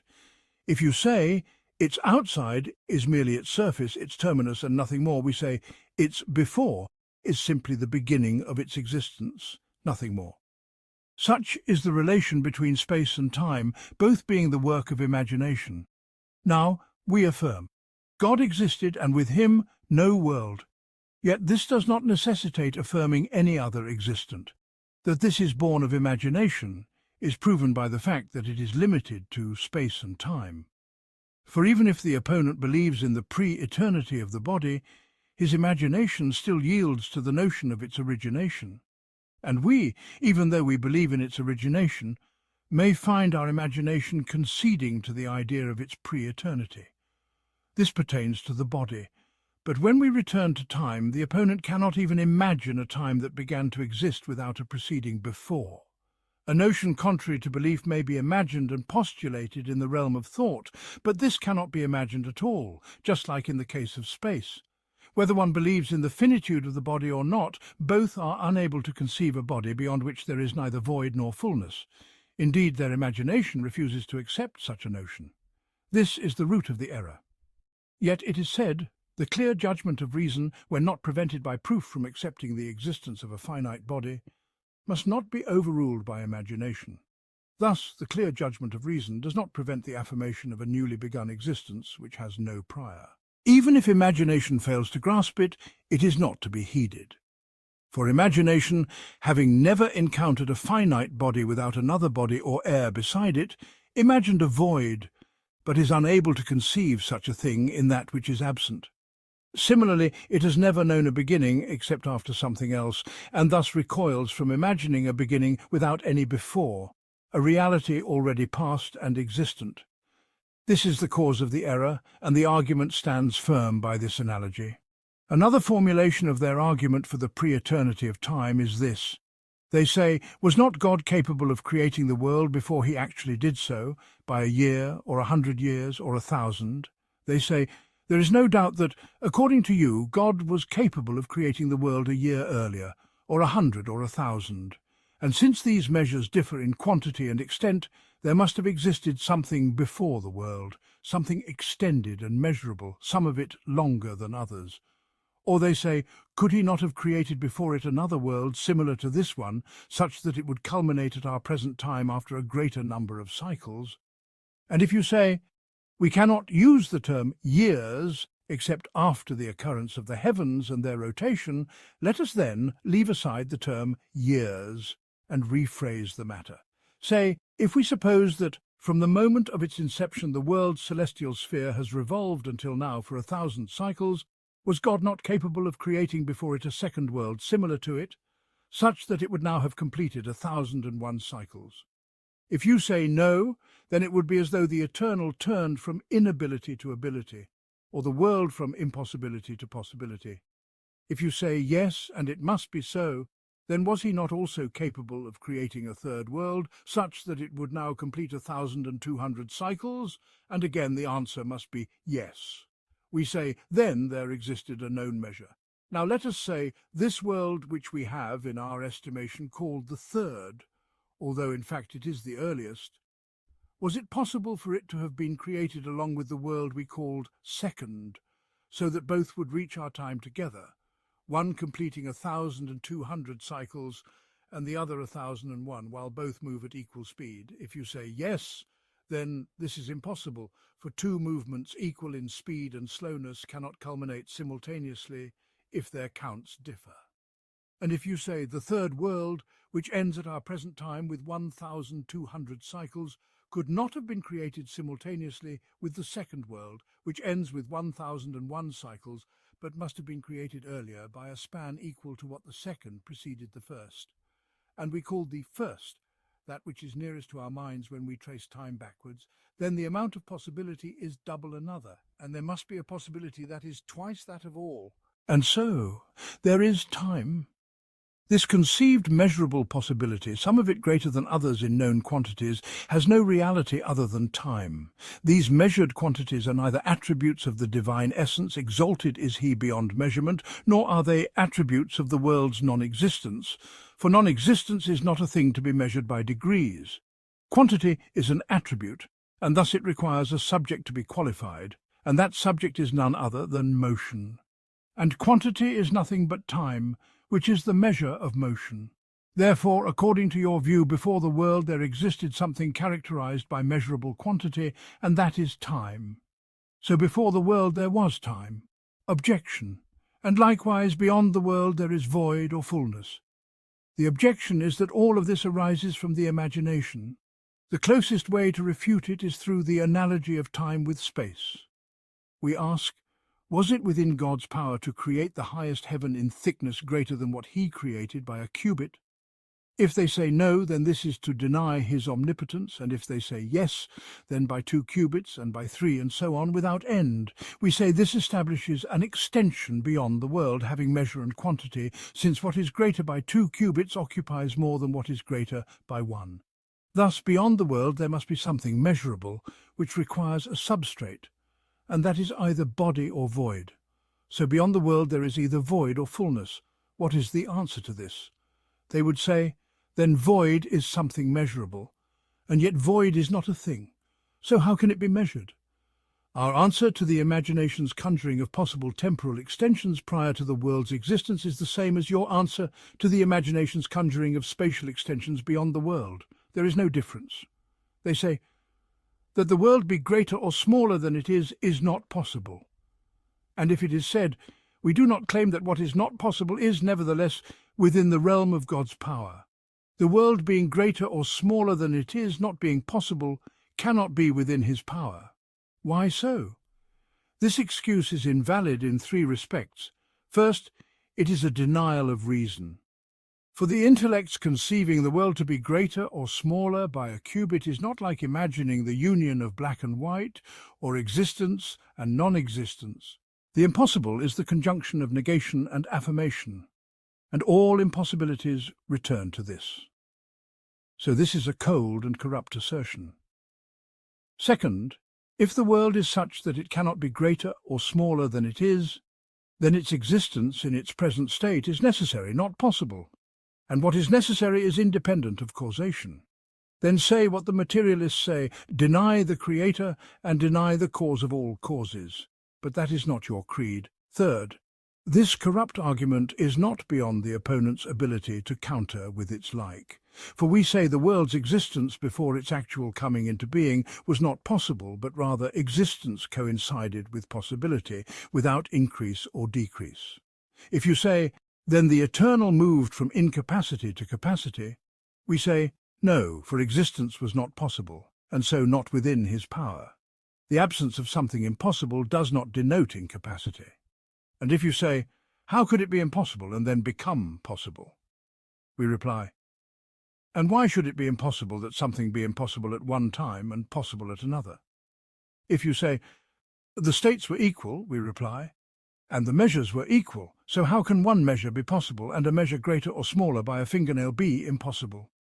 If that notion is not inconceivable, then neither is the other. This, then, is the method of counter-argument. When God wills a thing to be, he but says unto it, be, and it is. Quran 36:82. To delve into the truth of the matter, what they have mentioned of potentialities holds no meaning, for the Muslim knows that God is eternal, all-powerful, and nothing is beyond his will, should he desire it. In this decree, there is no necessity to affirm an extended time, unless the illusion of delusion adds something foreign to it. The third of their assertions is this: the possibility of the world's existence was present, and thus the world itself was also present. They cling to the claim that the existence of the world was possible before its actual existence, for it is inconceivable that it should be impossible and then become possible. This possibility has no beginning, it has always been, and the world has always been possible in its existence, for there is no state in which the world could be described as impossible to exist. Thus, if possibility is eternal, then the possible, in accordance with this possibility, is also eternal. For when we say that its existence is possible, we mean that its existence is not absurd. If its existence has always been possible, then it has never been absurd. Otherwise, if its existence were eternally absurd, our claim that it is eternally possible would be void. And if our claim that it is eternally possible is void, then our assertion that possibility is eternal is void. If that is void, then it would be correct to say that possibility has a beginning. And if it has a beginning, then before that, the world was not possible, nor was God capable of it. Objection: the world has always been possible in its occurrence. The objection is thus phrased: the world has always been possible in its occurrence, and thus there is no moment except that its happening can be conceived within it. If it were assumed to exist eternally, it would not be an originated thing, and thus it would not align with possibility but rather oppose it. This is like their argument concerning space, that one may assume the world to be larger than it is, or that a body could be created above the world, and another above that, ad infinitum. Thus there is no end to the possibility of increase, yet the existence of an absolute infinite plenum is impossible. Similarly, an existence without an end is impossible. Just as it is said that a possible body has finite surfaces, though its dimensions in magnitude or smallness are not specified, so too is the possible in occurrence. The principles of existence are not specified in their particulars. Their fourth claim, every originated thing is preceded by matter. They say, every originated thing is preceded by the matter within it, for the originated cannot dispense with matter. Thus, the matter is not itself originated. Rather, what is originated are the forms, accidents, and qualities that arise within the matter. They elaborate. Before its occurrence, every originated thing must either be possible in existence, impossible in existence, or necessary in existence. It cannot be impossible, for that which is impossible in itself never comes to be, nor can it be necessary in itself, for the necessary by essence never ceases to be. Thus, it must be possible in existence by itself. Therefore, the possibility of existence is present before its actual existence. But possibility is an attributive description, not self-subsisting. It requires a substrate to which it is attributed. This substrate is none other than matter. We say, for example, that this matter is receptive to heat or cold, to blackness or whiteness, to motion or rest, meaning that it is possible for these qualities to occur within it. Thus, possibility is an attribute of matter, but matter itself has no matter. It cannot be originated, for if it were, the possibility of its existence would precede its existence. This would mean that possibility subsists in itself, unattributed to anything, yet the meaning of possibility does not reduce to being an object of power. Nor can it be said that the meaning of possibility refers to it being an object of power and the Eternal's capability over it, for we do not know something to be an object of power except by its being possible. We say, it is an object of power because it is possible, not it is possible because it is an object of power. If our statement, it is possible, were to mean it is an object of power, it would be as if we said, it is an object of power because it is an object of power, and it is not an object of power because it is not an object of power, which is defining a thing by itself. Thus, its being possible is a distinct mental proposition by which the second proposition, its being an object of power, is known.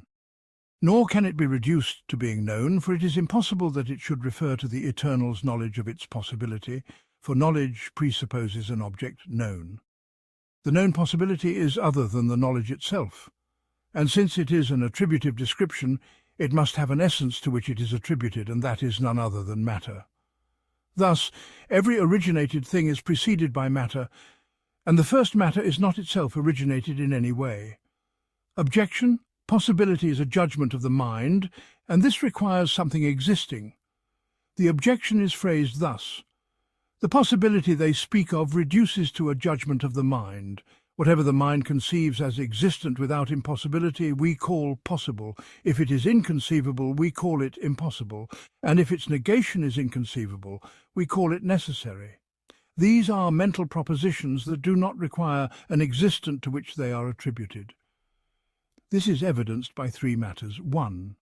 If possibility required an existent to which it is attributed, then impossibility would also require an existent to which it is attributed.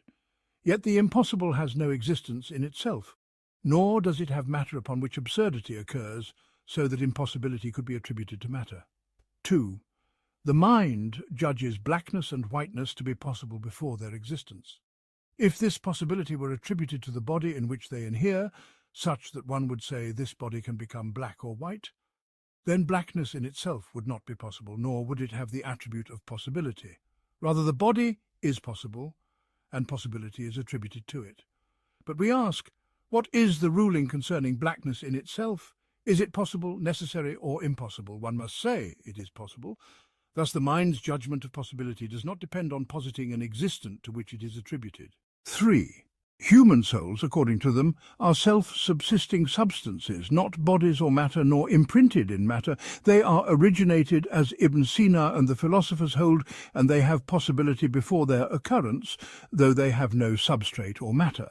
Thus, their possibility is an attributive description that does not reduce to the power of the powerful or to the agent.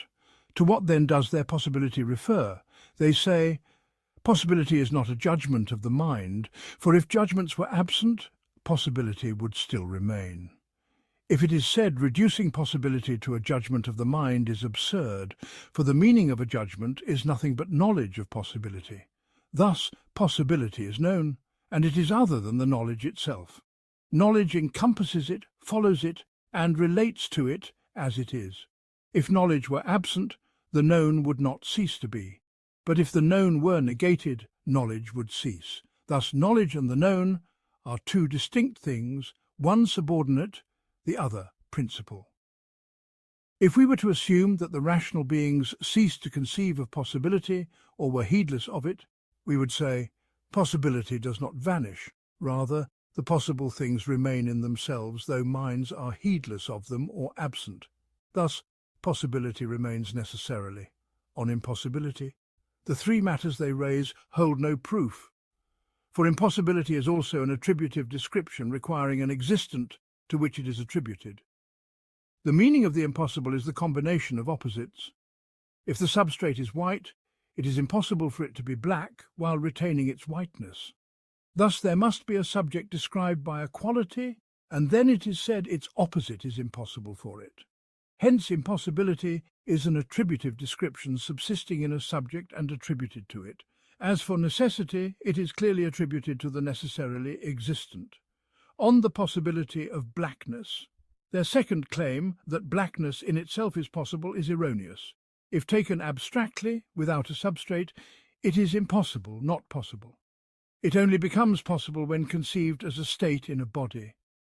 The body is disposed to change its state, and change is possible for the body. Blackness has no independent essence to be described as possible. On the possibility of souls, their third claim concerns the soul. Some hold it to be eternal, though capable of attachment to bodies, so this does not pose a problem. Others who affirm its origination believe it is imprinted in matter following the temperament as Galen indicated in some places. Thus, it resides in matter, and its possibility is attributed to its matter. For those who affirm its origination but deny its imprinting, the meaning is that matter is capable of being governed by a rational soul. Thus, the possibility preceding its occurrence is attributed to matter, for even if the soul is not imprinted in it, it has a relation to it as its governor and user. Hence, possibility refers to it in this manner. Reply: possibility is a judgment of the mind, just as it is affirmed that universals exist. The reply is that reducing possibility, necessity, and impossibility to mental propositions is correct. What has been said, that the meaning of a judgment is knowledge, and knowledge requires an object known, is answered thus. The object known is like colourness and animality, and other universal propositions which are established in the mind as knowledge. It is not said that they have no object known, but rather that their objects have no existence in concrete reality. The philosophers have explicitly stated that universals exist in the mind, not in concrete reality. What exists concretely are particular individuals perceived by the senses, not the intellect. Yet they are the cause for the mind to abstract from them immaterial intellectual propositions. Thus, colourness is a distinct proposition in the mind, separate from blackness or whiteness. In existence, no colour exists that is not black, white, or another hue. Yet the mind affirms the form of colourness without specification, and it is said its form exists in the mind, not in concrete reality. If this is not impossible, then what we have mentioned is not impossible, if rational beings were absent. As for their claim, if rational beings were absent or heedless, possibility would not cease, we say. If they were absent, would the universal propositions, the genera and species, also cease? If they say yes, for they are nothing but propositions in the mind, then the same applies to possibility, and there is no difference between the two cases. If they claim that these propositions remain in God's knowledge, then the same applies to possibility. Thus, the challenge stands, and the aim is to expose the inconsistency in their speech. On the impossibility of a partner to God, their excuse for impossibility, that it is attributed to matter described by a thing such that its opposite is impossible for it, does not apply to all absurdities. The existence of a partner to God is absurd, yet there is no matter to which this impossibility is attributed. If they claim that the impossibility of a partner means that God's uniqueness is necessary, and necessity is attributed to him, we say, this is not necessary, for the world exists with him, he is not alone. If they say his uniqueness from appear is necessary, and the opposite of the necessary is impossible, thus attributed to him, we say, we mean that his uniqueness from creation is not like his uniqueness from appear, for the latter is necessary, while the former is not. Thus we are forced to attribute possibility to him through this contrivance, just as they contrive to reduce impossibility to his essence by rephrasing it as necessity and attributing uniqueness to him as a necessary attribute. On blackness and whiteness. Their excuse concerning blackness and whiteness, that they have no independent essence, if meant in concrete existence, is true, but if meant in the mind, it is false. For the mind conceives of universal blackness and judges it to be possible in itself. In truth, it is attributed to the agent and to matter.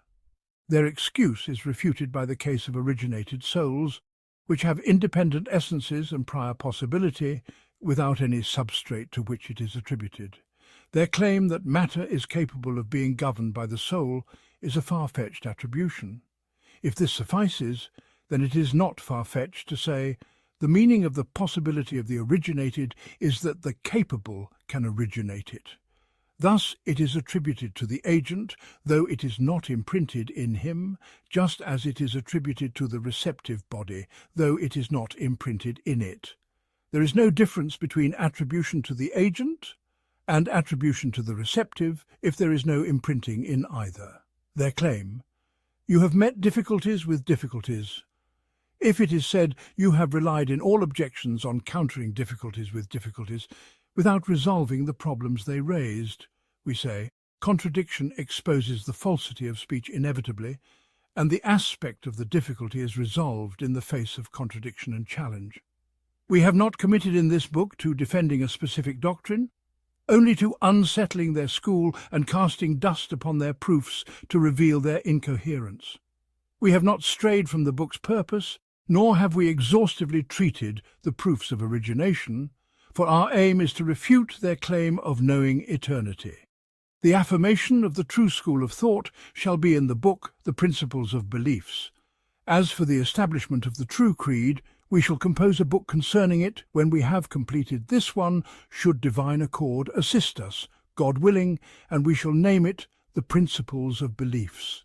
In it, we shall devote ourselves to affirmation, just as we have devoted ourselves in this present book to deconstruction. And God knows best. This issue is a branch of the first. Let it be known that this matter is indeed a branch of the first, for according to them, that is, their doctrine, the world, just as it is eternal without beginning, so too is it everlasting without end. They deem it inconceivable that it should perish or be annihilated. Indeed, it has always been so and shall continue to be so. The four proofs they have mentioned remain ever in motion, and the arguments we listed in support of its pre-eternity are equally valid in the context of post-eternity. The objection remains the same without distinction, for they claim the world is an effect, and its cause is both eternal and everlasting. Thus the effect must accompany the cause. They say, if the cause does not change, then the effect shall not change. Upon this notion, they have constructed their denial of origination, and this very reasoning they extend to the impossibility of cessation. This forms their first approach. The first argument and their second approach. Their second path is to claim, if the world were to be annihilated, its annihilation would follow its existence, thus implying a temporal progression, a then, and thereby affirming the existence of time. The first argument and their third approach. Their third approach is flawed, For it is not impossible that the world should remain forever. The actual state of affairs is known through revelation and not reason. Their third argument is that the possibility of existence is never severed, and so the possible existence may indeed persist in accordance with its possibility. Yet this argument is weak, for while we deem it impossible for the world to be eternal, we do not deem it impossible for it to be everlasting, should God, the Exalted, will to preserve it evermore. Hence it is not necessary that the created must come to an end, nor that every act must be created in time, and thus have a beginning. It is not inevitable that the world must have an end, except according to Abu al-Hudhayl al-Alaf, who maintained, just as it is impossible in the past to have infinite cycles, so too is it impossible in the future. This, however, is invalid, for every future moment is a discrete unit that has not yet entered into existence, neither successively nor simultaneously, whereas all past moments have entered into being successively, even if not simultaneously. And once it becomes clear that reason does not preclude the world's everlastingness, and that it is equally plausible for it to continue as it is for it to perish, then the actual reality between these two possibilities is to be known only through divine law. Thus, rational inquiry has no jurisdiction in this matter. The first argument and their fourth approach. Their fourth path is this. They claim that if the world is annihilated, the possibility of its existence remains, for the possible does not become impossible, it is but a relative description. According to them, every created being must have a prior substrate, and everything annihilated must have a substance from which it is annihilated. Thus, the substrates and essences are not annihilated, only the forms and accidents that inhere in them are. The response is as previously stated, with two additional arguments. The first is the argument of Galen. He argued that the sun does not admit of annihilation. His reasoning was that if the sun were liable to perish, it would show signs of withering over a long duration. Yet astronomical observations recorded over thousands of years show that the sun has remained as it is. Thus, since it has not shown signs of withering over such vast spans, it must be incorruptible.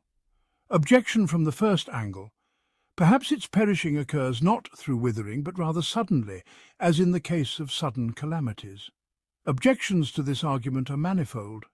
The first is that the form of this argument is a conditional syllogism. It says, if the sun perishes, it must wither, but the consequent is false, therefore the antecedent is false. This form of argument, known among them as the connected conditional, is not logically sound unless an added condition is introduced. If it perishes through withering, then it must wither over time. Or one must establish that the only form of perishing is through withering, such that the consequent necessarily follows from the antecedent. But we do not concede that withering is the sole path to corruption. Rather, withering is merely one of many. It is not far-fetched that a thing should perish suddenly. This is the second objection. Such corruption may not be perceptible to the senses. The second objection is that even if we accept that there is no corruption except through withering, how can one be certain that the sun is not, in fact, withering? As for relying on astronomical observations, that is baseless. These observations only estimate measurements by approximation. The sun, they say, is about 170 times the size of the earth, or so. Were it to lose an amount equivalent to a mountain, such a loss would not be perceptible to the senses. It may well be that it is withering now, and that it has already diminished by the size of mountains. Our senses are incapable of perceiving such loss, for their measurements, according to the science of optics, are only approximations. This is just as the ruby and gold, though composed of elements, and thus corruptible, do not show perceptible loss even after 100 years. It may be that the sun's reduction over the span of observational history is comparable to the ruby's reduction in a century, and that too is imperceptible. Thus, it is clear that Galen's proof is utterly flawed. The remainder of their arguments are no stronger. We have refrained from including many similar arguments which the rational mind finds repellent. We have mentioned only this one, to serve as an example for what we have omitted. We have confined ourselves to the four arguments that require effort to refute. The second argument, they claim that the world cannot be annihilated because there is no conceivable cause for its annihilation. And whatever was not annihilated then became so, must have been caused. And that cause must either be the will of the eternal, which is impossible. For if he was not willing its annihilation, then became willing, this implies change, or that the eternal's will remains ever the same, while the willed thing fluctuates from non-existence to existence, then back to non-existence. What we have previously stated about the impossibility of a temporal event being caused by an eternal will also applies here in the context of annihilation. Nor is the act itself, for such views are invalid. An even more perplexing issue arises here. The intended must without doubt be the act of the willing agent. And whoever was not acting then became an actor.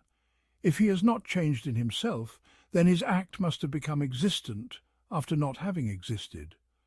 For if he remained as he was before he acted and now also has no act, then he has done nothing. And non-existence is not a thing, so how can it be an act?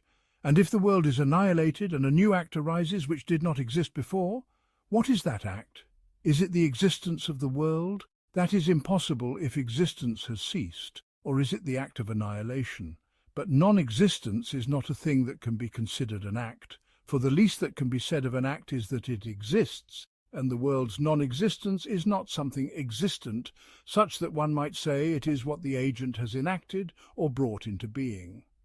Because of the difficulty of this question, the theologians have divided into 4 camps in their attempts to resolve it, each one embracing a different impossibility. The view of the Mu'tazila on the creation of annihilation. As for the Mu'tazila, they said, his act is a created existent thing, namely annihilation, which he creates not in a substrate, and by this the entire world is annihilated at once. Then this created annihilation itself ceases to exist, such that no further annihilation is needed, thereby avoiding infinite regress. This, however, is flawed for several reasons. First, annihilation is not an intelligible existent, such that it could be created. Second, if it were an existent thing, why then would it cease on its own without a cause? Third, it did not annihilate the world. For if it were created within the world and inhered in it, that is impossible. For the inhering and the inhered must coincide even momentarily. And if they coexist, then they are not opposites, and thus cannot annihilate one another. And if it were created neither in the world nor in a substrate, how then could its existence oppose the existence of the world? This view also contains another repugnant implication, that God cannot annihilate only some parts of the world's substances, but only the whole, because if annihilation is not in a substrate, then it applies equally to all. The second sect, the Karamaya, said, his act of annihilation is a created existent within his essence. Exalted is he far above what they say, and through it the world becomes non-existent. Likewise, existence arises from a created act within him, and by it the world becomes existent. This too is false, for it necessitates that the eternal be a locus for temporal events.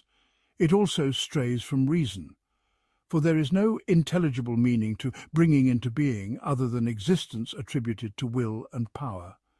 To assert something else besides will, power, and the existence of the created thing, that is, the world, is unintelligible, and so it is with annihilation. The Ash'ari view on the non-creation of continuance, the third group, the Ash'aris, said, as for accidents, they perish by themselves and cannot persist, for if their persistence were conceivable, so too would be their perishing for this very reason. As for substances, they do not persist by themselves, but rather through a continuance that is created in addition to their existence. If God does not create this continuance, they cease due to the absence of that which sustains them. This too is flawed, for it contradicts sensory experience. We do not observe that blackness or whiteness constantly perishes and is recreated. The intellect recoils from this notion, just as it recoils from the claim that the body is recreated at every moment. The same rational faculty that judges that the hair on a man's head today is the same hair as yesterday, not merely something like it, also confirms the same about the blackness of that hair. Moreover, If persistence depends on something additional, it would necessitate that God's own attributes persist only through something else, which leads to absurdity.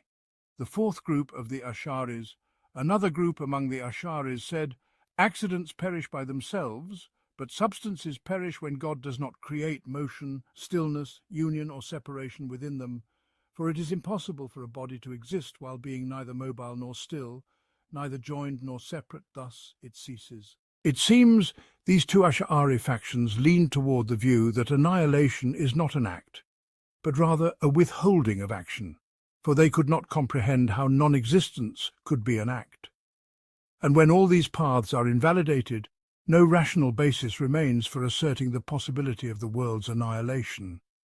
Their claim, regarding the impossibility of the annihilation of the human soul, this would apply even if one admitted the world's createdness, for even while conceding the createdness of the human soul, they maintain that its annihilation is impossible by reasoning akin to what we have mentioned. And as for the impossibility of the annihilation of everything that subsists by itself, indeed, in some, according to them, everything that exists by its own essence and not within a substrate cannot be conceived to perish after it has come into being, whether it be eternal or originated. And if one says to them, when fire is set to boil the water disappears, they respond, it has not vanished, but rather it has transformed into vapour, and then back into water. The substance, namely the primal matter, remains in the air. This is the same matter that previously bore the form of water. The primal matter merely shed the form of water and assumed the form of air. And when this air is struck by cold, it condenses and is transformed once again into water, not due to some newly created substance, but because the substances are shared among the elements, and it is only their forms that shift and change. The answer? Annihilation occurs by the will of God, who brings non-existence into being. And our response is that what you have mentioned of such divisions, though each may be repelled and refuted on the basis of your own foundational principles, for your principles themselves contain the seeds of their own undoing, yet we shall not prolong the discourse with every detail. Rather, we shall limit ourselves to a single division and say, how do you object to one who says that creation and annihilation occur by the will of the Omnipotent?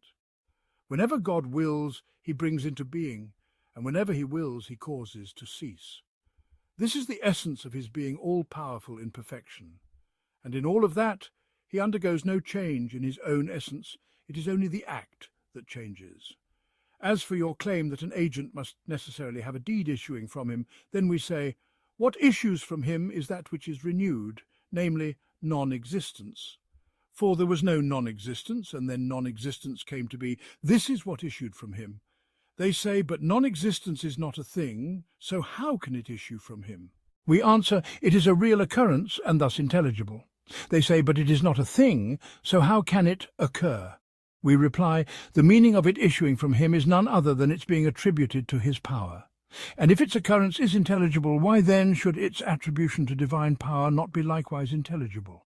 And what is the difference between this and those who deny that non-existence can ever befall forms and accidents, saying non-existence is not a thing, so how can it befall or be described as befalling or as being renewed? And yet we have no doubt that non-existence can indeed be imagined to befall accidents. Thus, whatever is described as befalling is intelligible in occurrence, whether or not it is named a thing. The attribution of that intelligible occurrence to the power of the Omnipotent is likewise intelligible. Non-existence does not occur, but rather its opposites befall, and if it be said, this only holds according to those who allow that something may cease to exist after it has existed. But according to us, existence never perishes. What is meant by the cessation of accidents is merely the coming of their opposites, which are existence, not the coming of sheer non-existence, which is nothing. For that which is nothing, how can it be described as befalling? So when hair becomes white, the thing that befalls is only whiteness, which is inexistent. And we do not say that what befalls is the non-existence of blackness. We respond, this is a fallacy on two counts. First, does the coming of whiteness entail the non-existence of blackness or not?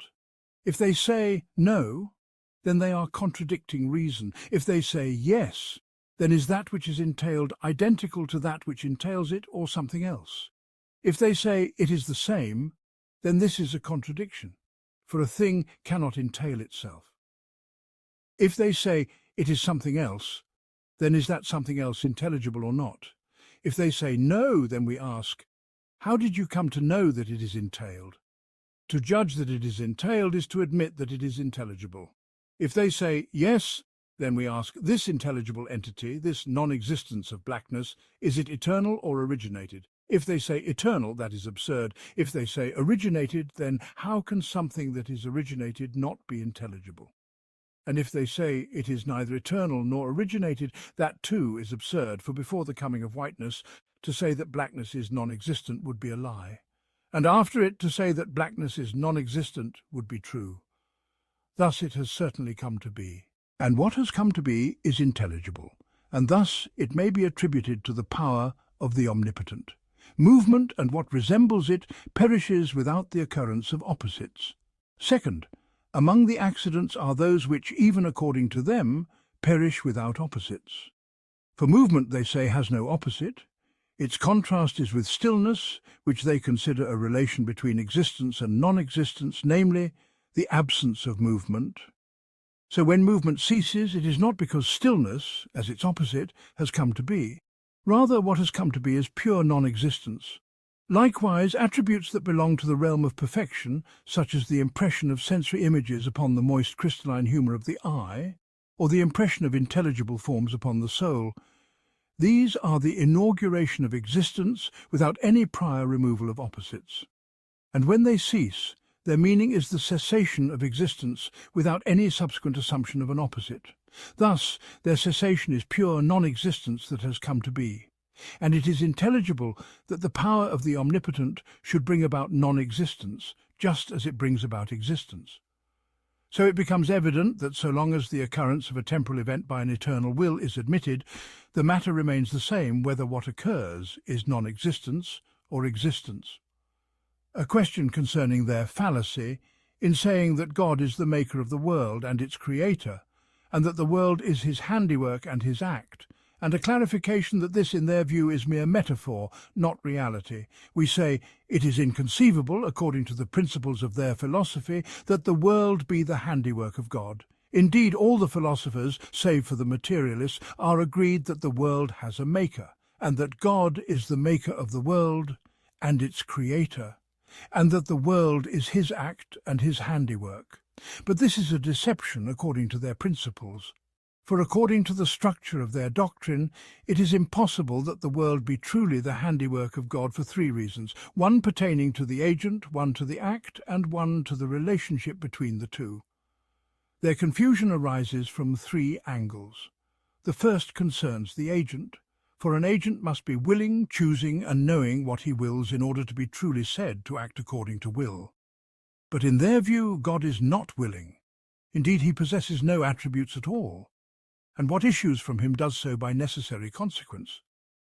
The second is that the world is eternal, whereas an act is necessarily originated. The third is that God, in their view, is one in every respect, and from that which is one in every respect, only one thing may issue.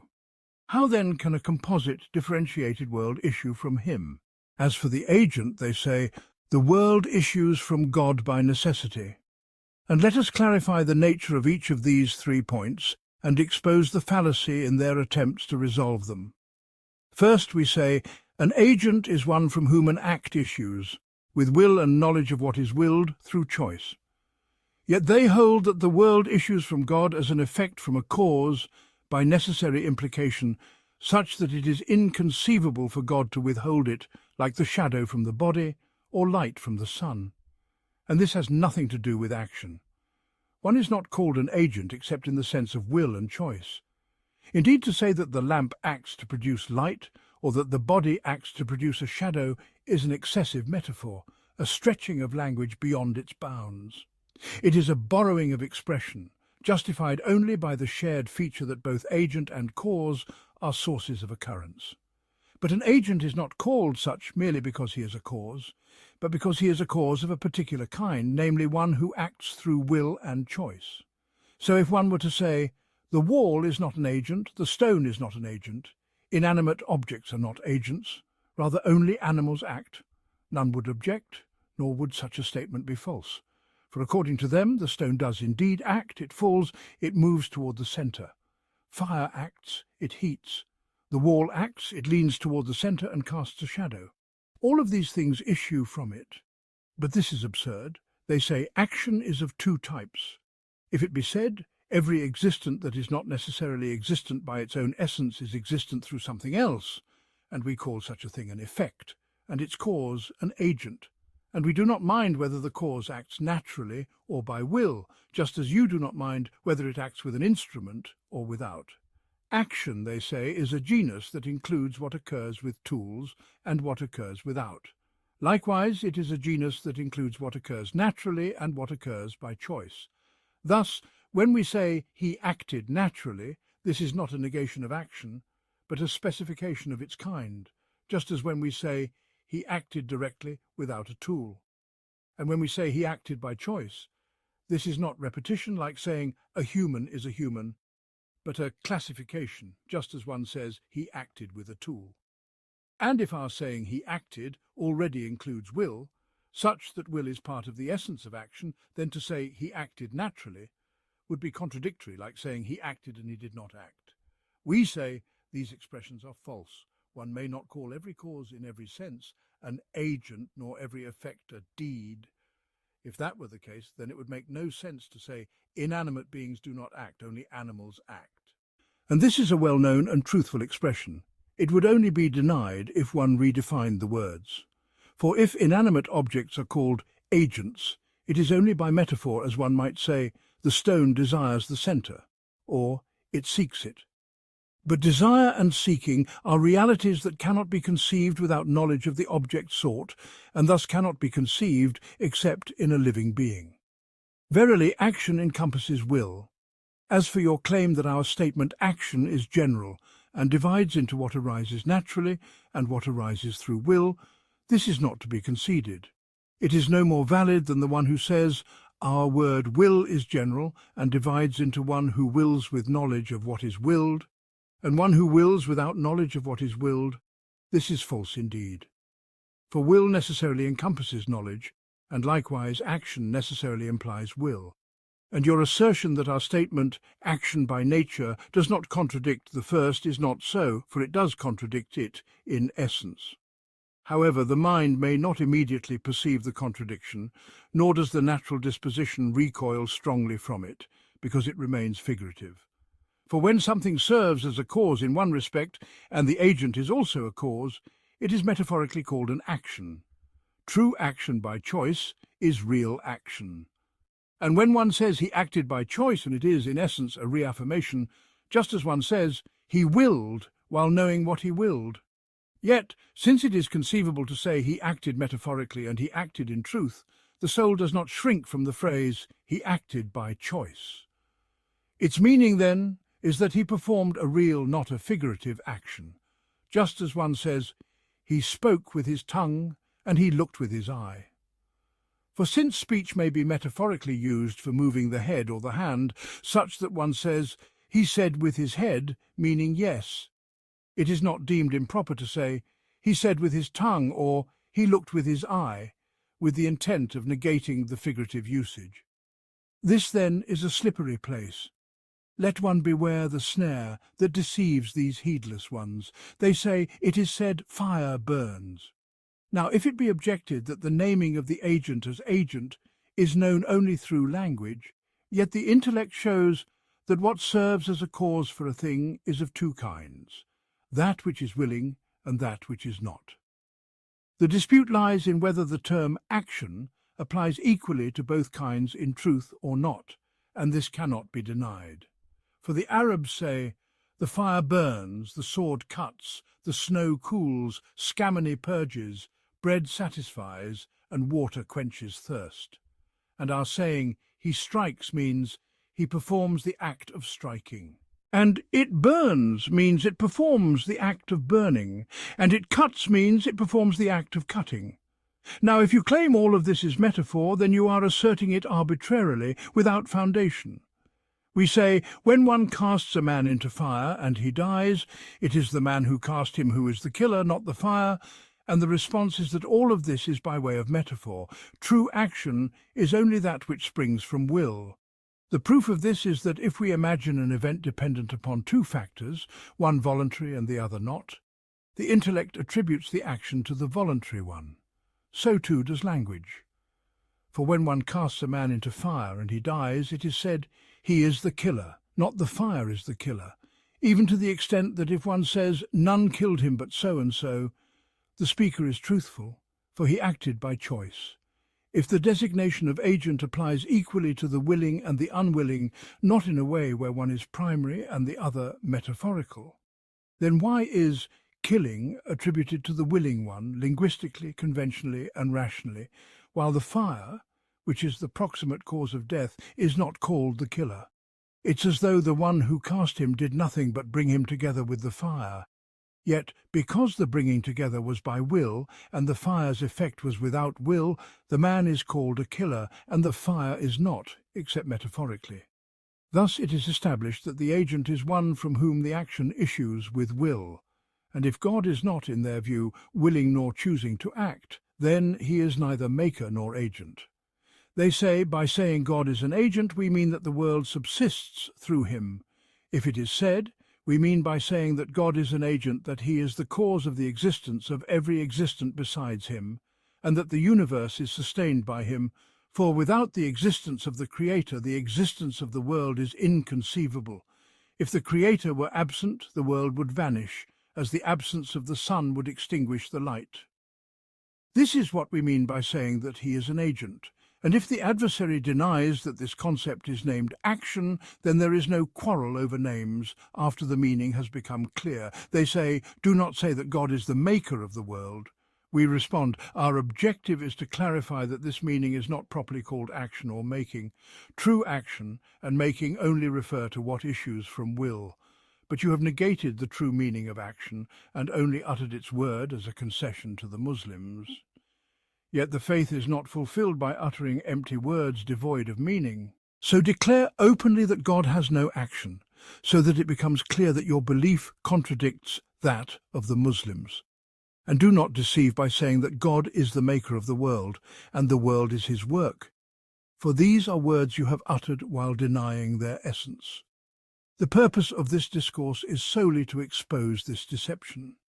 Secondly, if the world already exists, then it cannot be brought into being, thus refuting the notion that the world is God's action, according to their doctrine. For they condition action upon origination, and in their view the world is eternal, not originated. But the meaning of action is to bring something from non-existence into existence through origination. And this cannot apply to what is eternal, for that which already exists cannot be brought into being again.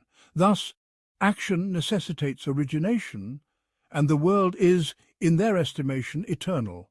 So how can it be God's action? They say existence is tied to the agent. Now, if it is said, the meaning of origination is existence after non-existence, then we must ask, when the agent brings something into being, is what issues from him mere existence, or pure non-existence, or both? It is false to say that what issues from him is the prior non-existence, because the agent has no effect on non-existence, and it is false to say both, because non-existence is not something that can be related to at all, and in its nothingness it requires no agent. Therefore, what issues from the agent is existence alone, and this existence is what is related to him. If we suppose that this existence is everlasting, then the relation is likewise everlasting. And if this relation endures, then the one to whom it is related remains an agent, perpetually acting, for non-existence has no relation to the agent in any way. Even if the precedence of non-existence is a condition, it remains that the relation is to the existence as something that comes after non-existence. Yet the non-existence itself is not the agent's doing. If we make the precedence of non-existence a description of the existence and say, what is related to the agent is a specific kind of existence, not every existence, but an existence preceded by non-existence, then we say, its being preceded by non-existence is not the agent's act or making. For such existence can only issue from its agent with the prior reality of non-existence, and the precedence of non-existence is not the act of the agent. Thus, making it a condition of action is to make it dependent on something in which the agent has no role. As for your assertion, what exists cannot be made to exist, if you mean that it cannot be granted a new existence after already existing, then that is true. There is no origination except for that which does not yet exist. But if you mean that, in the state of being existent, it cannot be brought into existence, then we have already shown that it can exist in the state of being brought into existence, not when it does not exist. For a thing is only being brought forth when the agent is existent, and the agent cannot be existent during non-existence, but only during the existence of the thing he brings forth. Bringing into existence is simultaneous with the state of the agent being existent and the thing being brought into existence being existent, for it is the very relation by which the agent is said to be a bringer forth, and the thing is said to be brought forth. All of this occurs alongside existence, not before it. Therefore, there is no origination except for that which exists, if, by origination, we mean the relation by which the agent is originator and the thing is originated. They say, "For this reason we judge that the world is God's action eternally and endlessly. There is no moment in which he is not its agent, because what is related to the agent is existence. If the relation endures, then existence endures, and if it ceases, then existence ceases. This is not as you imagined, that the Creator, if absent, the world would remain, as if he were like the builder in relation to the building, which remains after the builder departs. The building remains not by the builder, but by the dryness which holds its form. If it were like water, with no cohesive force, the shape brought about by the builder could not remain." We say, action is related to the agent in terms of origination, not in terms of the prior non-existence, nor in terms of mere existence, for in our view it is not related to him after the moment of origination, even though it exists. Rather, it is related to him at the moment of origination, from the aspect that it is origination and emergence from non-existence into being. If the meaning of origination is denied, then action is unintelligible, and no relation to the agent remains, nor is it related to him through prior non-existence, and your claim that its being originated returns to its being preceded by non-existence, and that this precedence is not the agent's doing or making, is accurate. But it is a condition in the existence being the agent's act, namely, that it is preceded by non-existence. An existence that is not preceded by non-existence, but is eternal, is not fit to be called the action of an agent. And not everything that is a condition for action must itself be the act of the agent. For the very being of the agent, his power, will, and knowledge are conditions of his action, but they are not the product of his action. Action with the agent is like water with the hand in moving it. Now, if it is said you admit that the action and the agent may be simultaneous, not that the action is temporally subsequent, then it follows that the action is originated if the agent is originated, and eternal if the agent is eternal. And if you require the action to be temporally after the agent, then this is impossible. For one who moves his hand in a bowl of water, the water moves simultaneously with the hand, not before or after. If it moved after, the hand and water would be in one place before separation, which is impossible. And if it moved before, then the water would be separate from the hand, though it is in fact with it, and caused by it. If we suppose the hand is eternal in the water and moving, then the water's motion would also be eternal, yet even in its eternity, it would still be an effect and a result. Its eternity does not prevent it from being caused. So too is the relationship of the world to God. We say the action is originated. The discussion is not about the effect. We say we do not deny that action may be alongside the agent, even though the action is originated, like the movement of water, which is originated from non-existence. It may still be called an action. Whether it is temporally after the agent or simultaneous with him, it does not matter. What we reject is the notion of an eternal action. For that which is not originated from non-existence, its being called an action is pure metaphor, not reality. As for the effect and the cause, they may both be originated or both eternal, as it is said, that the eternal knowledge is the cause of God being eternally knowing, and there is no dispute in that. The real discourse concerns what is called an action, and the effect of a cause is not called the action of the cause, except metaphorically. But what is properly called an action is that which is originated from non-existence. Whoever extends the term action to that which is eternal and always existent, naming it action for another, has only done so by way of metaphor and figurative usage. Motion is perpetually occurring. And your statement, if we were to suppose the movement of the finger alongside the finger as eternal and everlasting, it would not remove the movement of the water from being an action, is a deception. For the finger itself has no action. Rather, the agent is the one possessing the finger, the one who wills. And were he eternal, the movement of the finger would indeed be his action, inasmuch as every part of the movement arises anew from non-existence. In this respect, it is action. As for the movement of the water, we may not even attribute it to that agent. Rather, it is the act of God. In any case, it is an action insofar as it is originated, even if it is continuous in origination, for it is an action by virtue of its being originated. They say, do not call this an action, but rather an effect.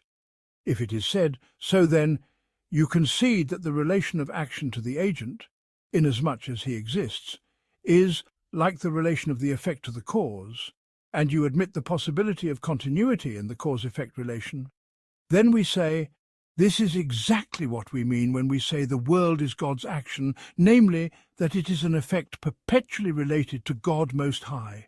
And if you refuse to call this an action, then there is no quarrel over terminology once the meaning is made plain. We say, your use of the word action is figurative, and we say, the sole purpose of this discourse is to reveal that you adorn yourselves with these terms without affirming their truth, and that according to your belief, God is not truly an agent, nor is the world truly his act.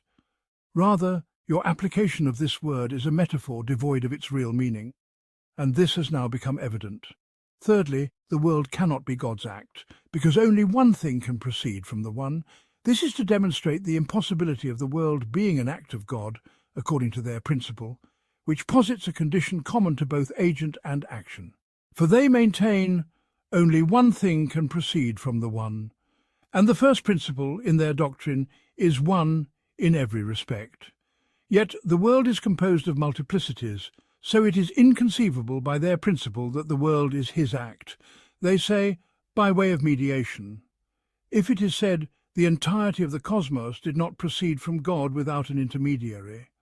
Rather, what proceeded directly from him is one single being, the first of all created things, a pure intellect, a substance subsisting by itself, unconfined by space, self-aware and conscious of its origin. In the language of sacred law, it is referred to as an angel. From it proceeds a third, and from the third a fourth, and thus the multiplicity of beings emerges through mediation.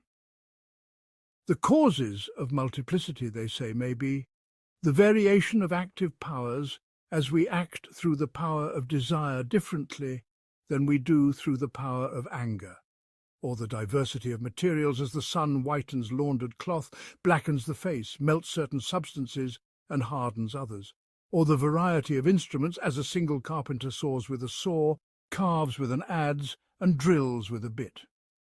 Or the multiplication of acts through mediation, where one act brings about another, and so the chain continues. Now, mediation alone is deemed possible, but all the other categories are impossible regarding the first principle, because in his essence there is no multiplicity, no duality, no plurality, as shall be made clear in the arguments for divine unity. Nor is there any variation in materials, for the discussion concerns the first effect, which is considered the prime matter. Nor is there any variation in instruments, for nothing exists alongside God in his rank or station. The discourse here concerns the origination of the first instrument. Thus it remains that the multiplicity found in the world must have issued from God by way of mediation, as previously described. We say, from this it must follow that there is not a single entity in the world composed of multiple parts. Rather, all existence would be singulars, each one caused by another above it, and in turn the cause of another beneath it, until we reach an effect that has no further effect, just as the ascending chain terminates in a cause that has no prior cause. Yet this is not what they claim. For according to them, the body is composed of form and matter. United, they become one entity. And man is composed of body and soul, the existence of neither derived from the other, but both emerging from another cause. The celestial sphere too is like this, a body possessing a soul.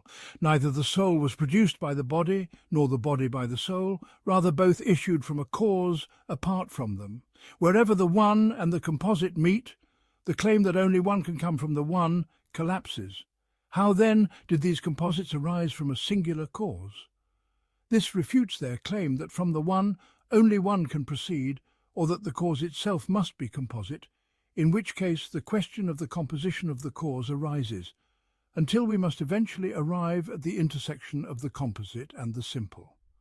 For the first principle is simple, and yet at the furthest end we find composition.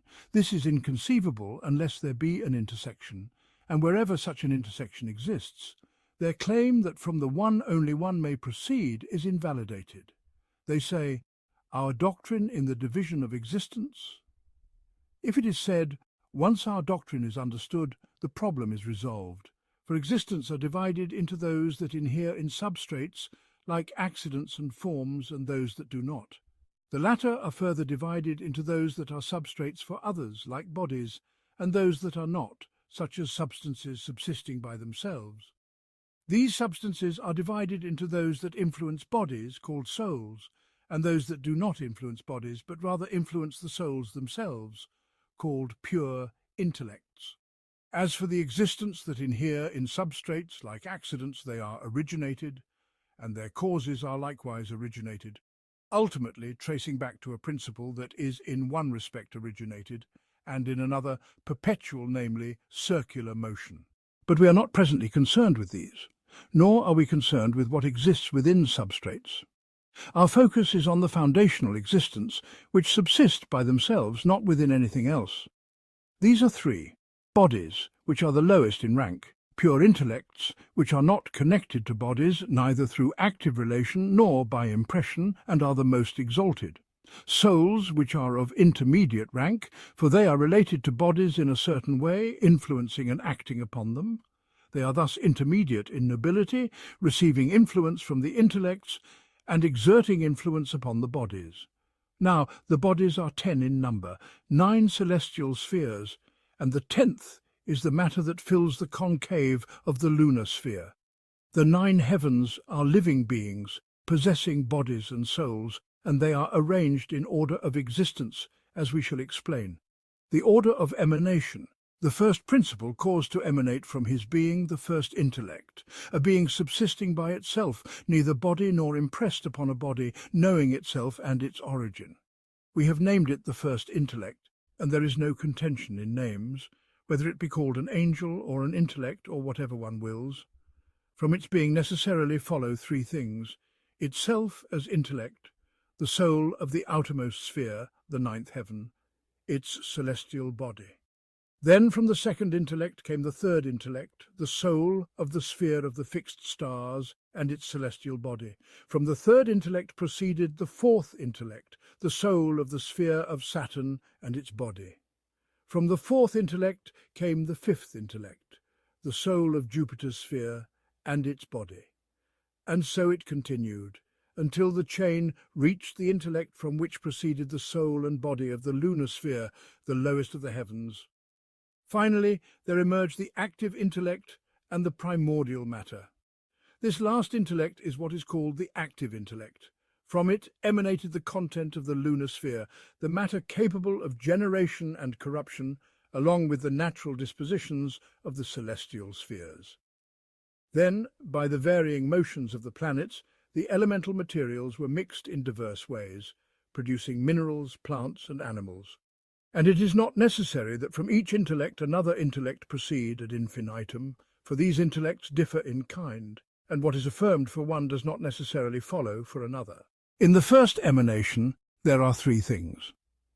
From the first effect, it is deduced that after the first principle, there are 10 intellects and 9 celestial spheres, making the sum of these noble principles after the first 19. It follows that beneath each of the primary intellects there are 3 things: an intellect, a celestial soul, and its corporeal form. Thus, in its origin, there must necessarily be a triplicity. This is inevitable. The multiplicity in the first effect can only be conceived from a single perspective: that it apprehends its principle, apprehends itself, and by virtue of its essence, is contingent in existence, for its necessity of existence derives from another, not from itself. These are 3 distinct meanings. The noblest of the 3 effects should correspond to the noblest of these meanings. Thus from it emanates the intellect insofar as it apprehends its principle. The soul of the sphere emanates insofar as it apprehends itself, and the corporeal form of the sphere emanates insofar as it is contingent in its essence. From the first principle, only one thing necessarily proceeds, so it remains to ask, from where does this triplicity arise in the first effect when its principle is one?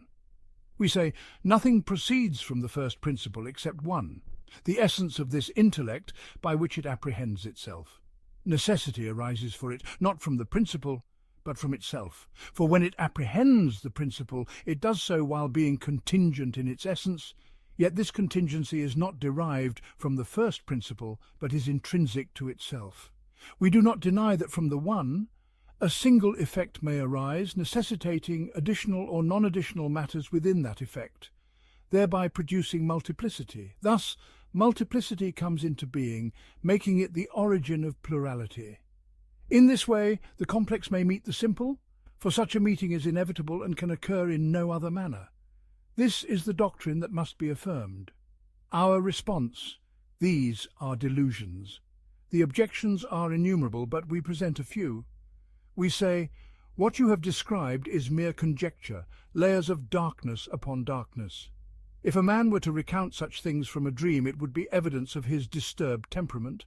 Were such discourse presented in matters of jurisprudence, where the utmost goal is mere speculation, it would rightly be called delusions, offering no certainty. The avenues for refutation are boundless, but we shall present a few. First objection: if multiplicity can arise from contingency, then it may also arise from the necessity of the first existence. You claim that one aspect of multiplicity in the first effect is its contingency. We ask, is its contingency identical with its existence or distinct? If identical, then no multiplicity arises from it. If distinct, then why not say the same of the first principle? For it exists and is necessary in existence, so necessity is other than existence itself. Thus, let different things proceed from it due to this multiplicity. If it is said that necessity of existence is nothing but existence itself, then contingency is also nothing but existence. If you say that one may know a thing's existence without knowing its contingency, thus distinguishing them, then the same applies to necessary existence. One may know its existence without knowing its necessity except through further proof. Thus, let necessity be distinct from existence. In summary, existence is a general concept divided into necessary and contingent. If the distinction of one category is additional to the general concept, so too is the other. They say, contingency is other than existence. If it is said that contingency is intrinsic to the thing, while its existence is from another, how can what is intrinsic and what is extrinsic be one? We respond, the same applies to necessary existence. How can necessity be identical with existence when necessity can be negated while existence is affirmed? The true one, in every respect, is that which admits no negation, for it cannot be said, it exists and does not exist, or it is necessary and not necessary. Yet it can be said, it exists but is not necessary, just as it can be said, it exists but is not contingent. True unity is known in this way. Thus their claim that contingency is other than existence cannot stand. Second objection. If multiplicity can arise from the intellect's power, then it may arise from the first principle. If the first effect's apprehension of its principle is identical with its existence, and its apprehension of itself is identical with its essence, then is this multiplicity in expression only, or in reality? If identical, then there is no real multiplicity in its essence. If distinct, then this multiplicity exists in the first principle, for it apprehends itself and others. If they argue that the first effect's apprehension of itself is identical with itself, and that it cannot apprehend itself without apprehending that it is an effect of another, then the intellect conforms to the intelligible, returning to itself. We say, then let the effect apprehend itself as an effect of a cause, for it is so. The intellect conforms to the intelligible, and all returns to itself, so no multiplicity remains. If this is multiplicity, then it exists in the first principle. So let multiplicity proceed from it. Third objection: the triplicity in the first effect is insufficient. The outermost celestial body, according to them, is composed of matter and form. Thus each requires a principle, for form differs from matter. Neither is independently the cause of the other. Moreover, the outermost sphere has a specific magnitude. Why this measure and not another? This specificity is additional to its essence, requiring a determinant beyond mere existence. They say this is necessary for universal order. We respond, is the determination of order sufficient for existence, or does it require an additional cause? If sufficient, then dispense with positing causes, declare that order necessitates existence without further cause. If insufficient, then specificity in magnitude also requires a cause. Fourth objection: the outermost sphere is divided into two fixed poles, while other parts move. If all parts were uniform, why should 2 points be poles? If parts differ, what is the cause? The sphere emanates from a single, simple principle, yet simplicity should produce only simplicity in form, sphericity, and uniformity in meaning, absence of distinctions. They say, perhaps the principle contains latent multiplicity. We respond, then let all existences, thousands in number, proceed from the first effect, not just the celestial body and soul. Thus all celestial and earthly souls and bodies could arise from it, rendering the first principle unnecessary. But no, if multiplicity can arise without cause in the first effect, it may also arise in the first principle. There is no temporal or spatial separation between them, so why restrict uncaused multiplicity to one and not the other? They say it is unlikely that the first effect produces thousands. We respond, this is mere conjecture. If we accept that 1, 2, or 3 uncaused necessities arise, what prevents 4, 5, or 1,000? There is no barrier after surpassing unity. Final refutation. This is further invalidated by the second effect, the sphere of the planets, from which emanate over 1,000 stars, differing in size, shape, position, colour, influence, fortune, and misfortune. Some take the form of Aries, Taurus, or Leo.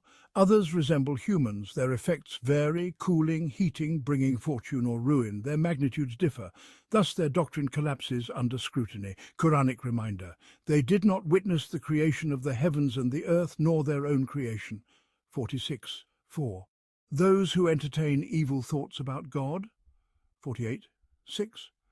They presume that human intellect can grasp divine mysteries, deluded into thinking it suffices without revelation. But no, the first effect does not apprehend except itself.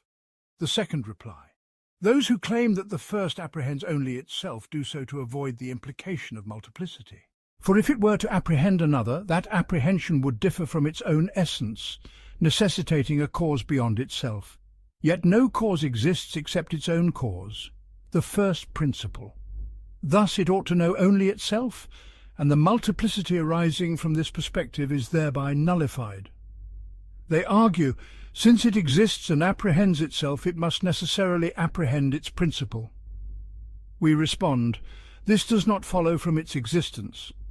If such apprehension were necessitated by a cause, the only cause is the first principle, and from it only one thing can proceed. That one thing is the essence of the effect itself.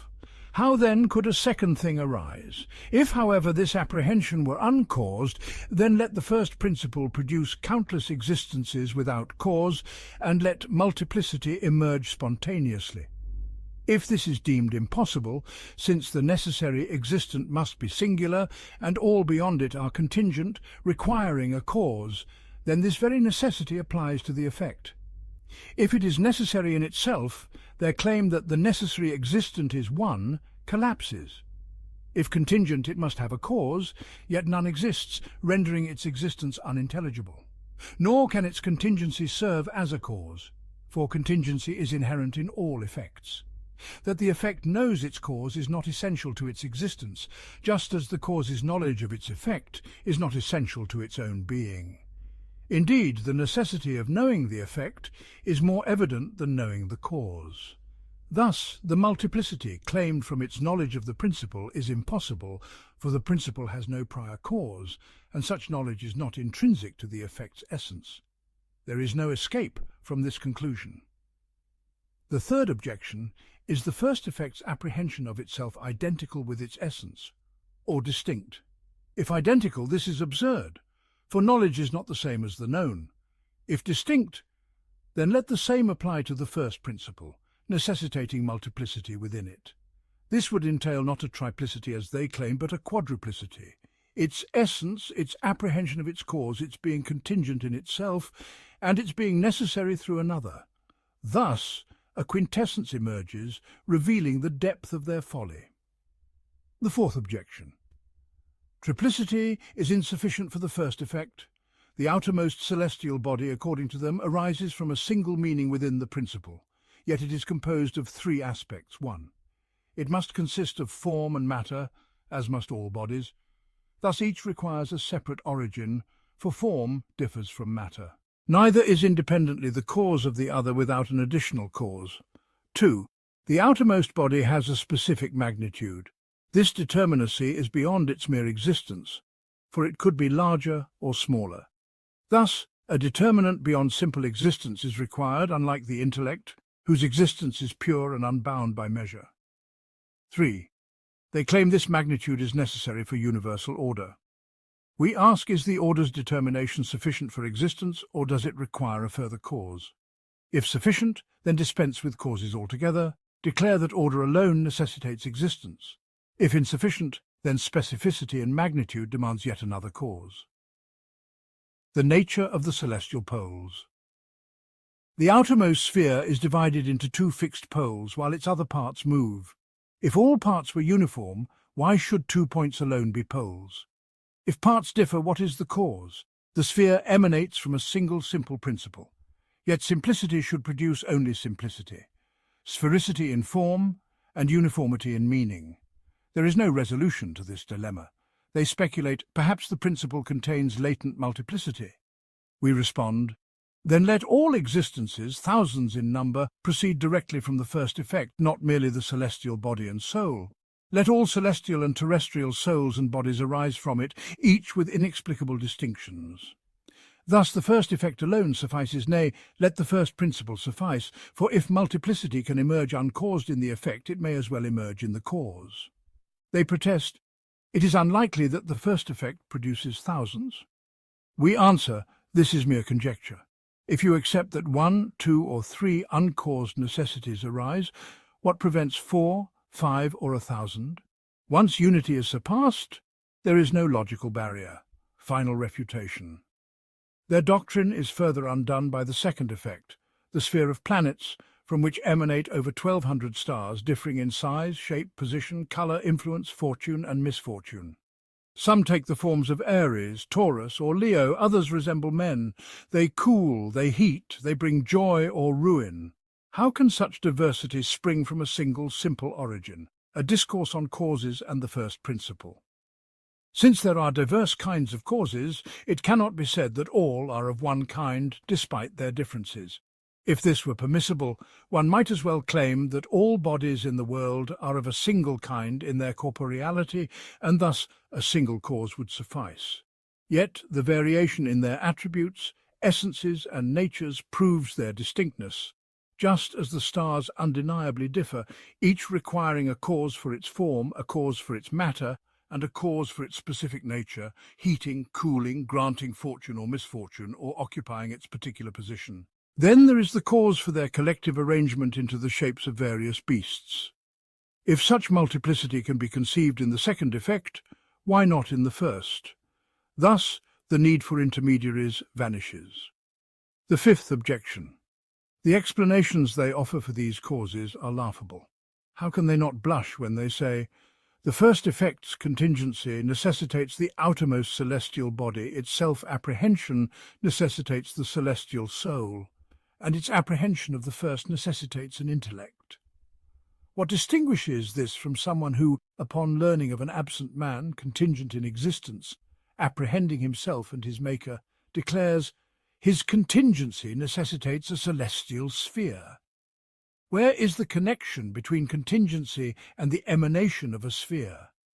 Likewise, if his self-knowledge and knowledge of his maker necessitated two further things, such a claim would be mocked if applied to a man. How much more so when applied to another being? Contingency is a universal proposition, unchanged whether the contingent is man, angel, or sphere. I cannot fathom how even a madman would be satisfied with such assertions, let alone those who pride themselves on dissecting rational truths. A challenge to the critics. If one were to ask, having refuted their doctrine, what say you? Do you claim that two different things can emanate from a single, absolutely simple source, thus defying reason? Or do you admit multiplicity in the first principle, thus abandoning pure unity? Or do you deny the manifest multiplicity in the world, thus rejecting the senses? Or do you resort to intermediaries, thus conceding their argument? We respond, it is not irrational for two things to proceed from one. This is the teaching of the prophets. Our purpose here is not to expound our own doctrine, but to dismantle their claims, and this we have done. On the nature of the first principle. Those who assert that affirming two emanations from one contradicts reason, or that attributing eternal qualities to the first principle undermines unity, advance two baseless claims. For the impossibility of such emanation is not self-evident, like the impossibility of a single body occupying two spaces. Neither intuition nor reason dictates it. What prevents us from saying, the first principle is knowing, powerful and willing. He acts as he wills, creating both the diverse and the homogeneous according to his design. This is neither rationally nor intuitively impossible, and it is the message of the prophets supported by miracles which obliges acceptance. The futility of probing divine. How to inquire how God's will produces creation is idle striving. Those who seek to uncover connections end in absurdity, like claiming the first effect's contingency produces a sphere, or its self-knowledge produces a soul. Such folly lacks even the pretense of logic. Let the principles of these matters be taken from the prophets. Let them be believed, for reason does not reject them, but let inquiry into how much, and what be abandoned. Human faculties cannot encompass such depths, as the lawgiver said, reflect on the creation of God, but not on his essence, on the eternity of the world. We say mankind is divided. The people of truth hold the world to be temporal, knowing by necessity that the temporal cannot bring itself into being, thus requiring a maker. Their belief in a creator is rational. Another group, the materialists, see the world as eternal and deny a creator. Their stance is coherent, though evidence refutes it. As for the philosophers, they deem the world eternal, yet still posit a maker, a contradiction needing no refutation, the first principle and causation. When we speak of a maker, we do not mean a voluntary agent who acts after inaction, like a tailor or builder. We mean the world's cause, calling it the first principle, that which has no cause itself, but is the cause of all else. If we call it maker, it is in this sense. An infinite regress of causes is impossible. Proof demands a necessary existent, uncaused and foundational. The world and its existence either have a cause or do not. If they have a cause, does that cause itself have a cause? Either this chain continues infinitely, which is impossible, or terminates in a first cause, uncaused, which we call the first principle. If the world exists uncaused, then it is the first principle, for we mean only that which has no cause, a truth established by necessity. On attributes and composition. The dispute over attributes is another matter. The first principle cannot be the heavens, for they are plural, and the proof of unity forbids it. Nor can it be a single heaven, body, or sun, for bodies are composites of form and matter, and the first principle must be free of composition. This is known through secondary proofs. That an uncaused existent is necessary is agreed upon. The disagreement lies in its attributes, which is what we mean by first principle, infinite causes and the human soul.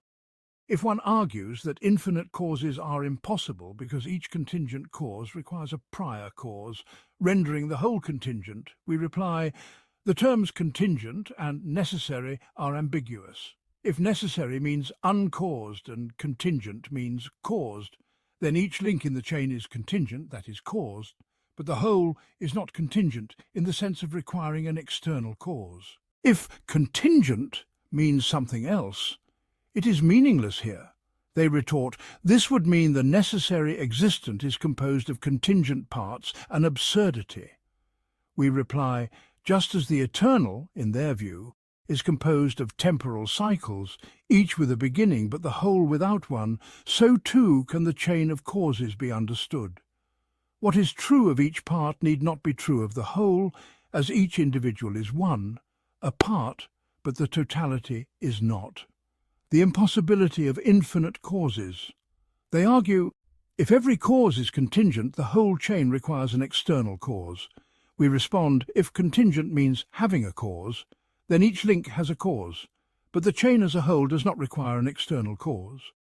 The fallacy lies in applying properties of parts to the whole, the souls of the dead.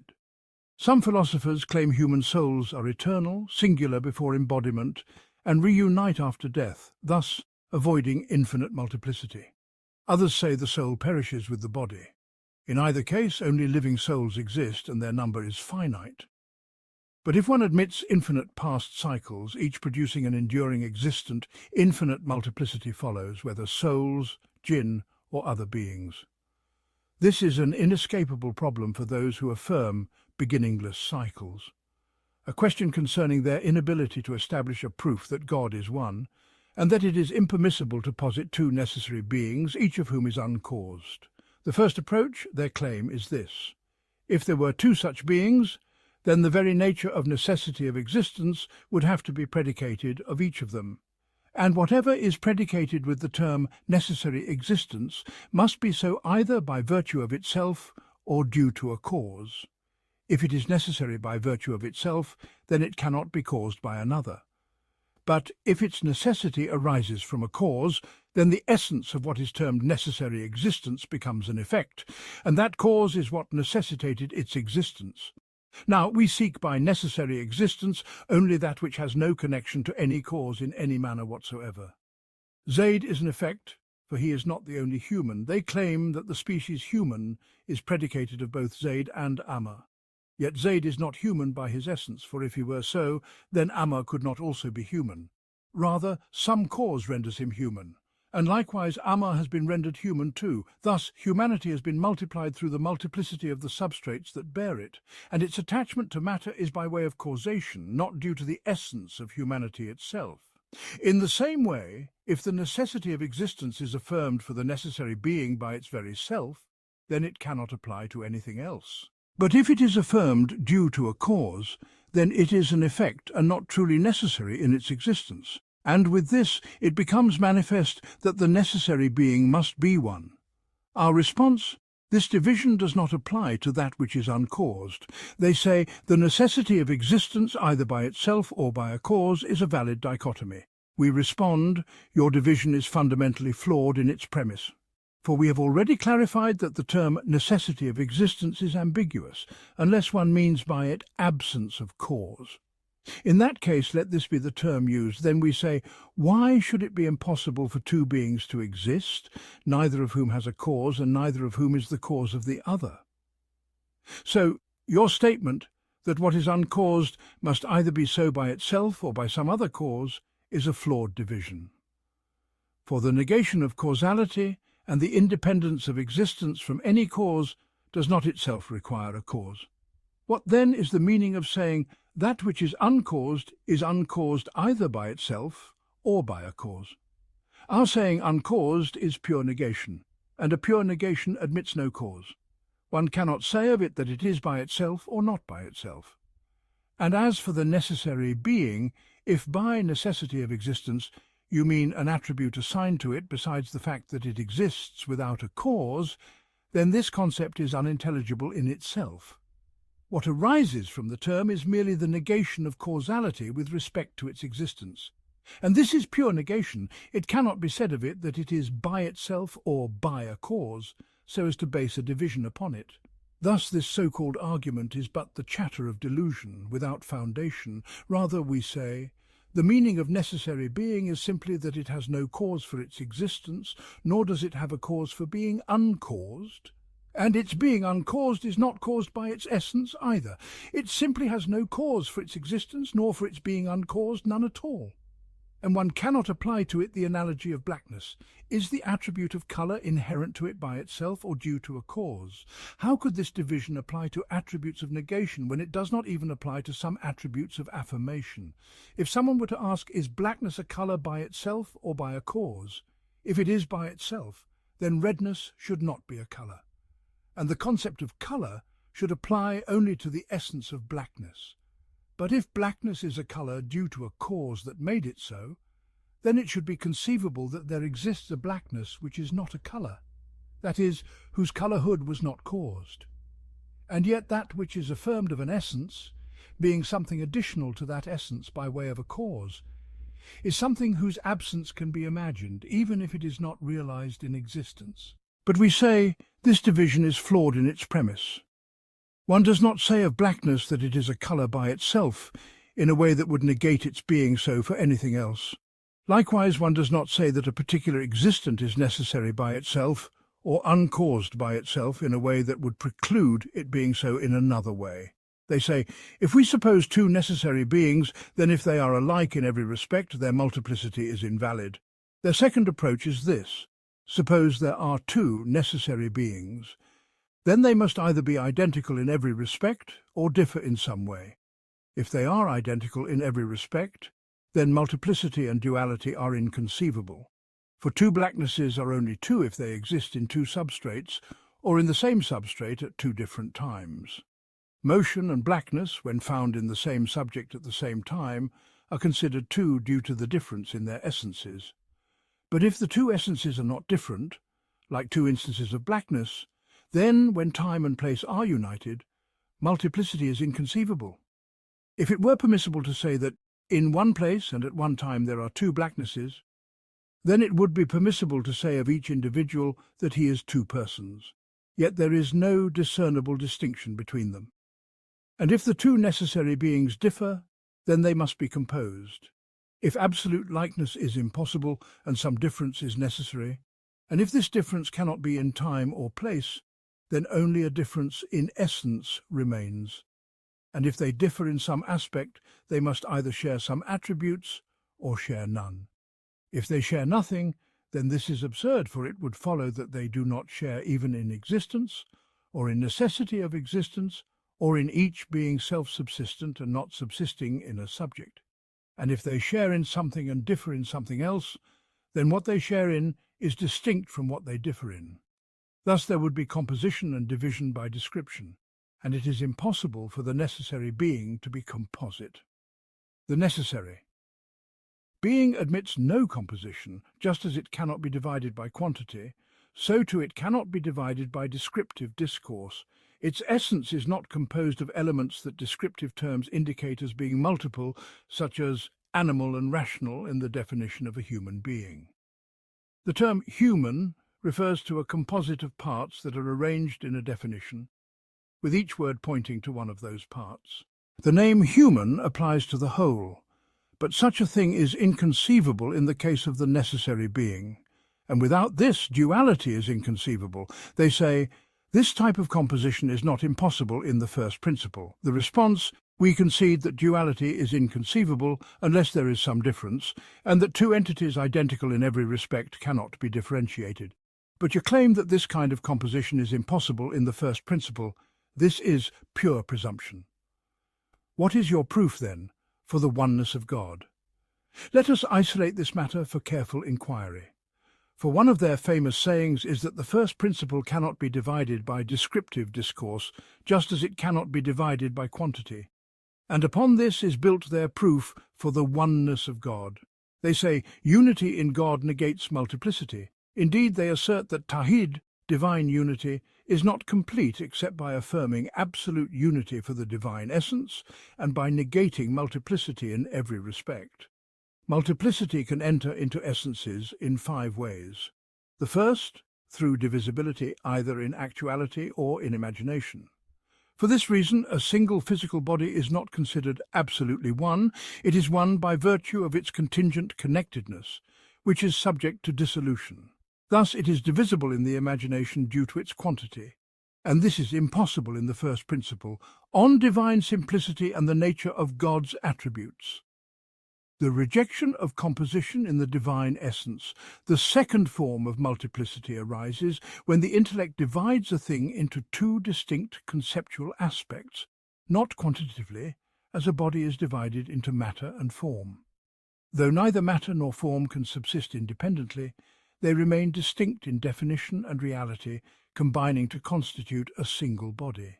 This too must be negated of God, for the Almighty cannot be a form inhering in a body, matter underlying form, nor the composite of both. The composite is doubly untenable. 1. It implies quantitative divisibility, whether actual or conceptual. 2. It entails division into form and matter, where matter requires form and form requires matter. But the necessary existent is utterly self-sufficient.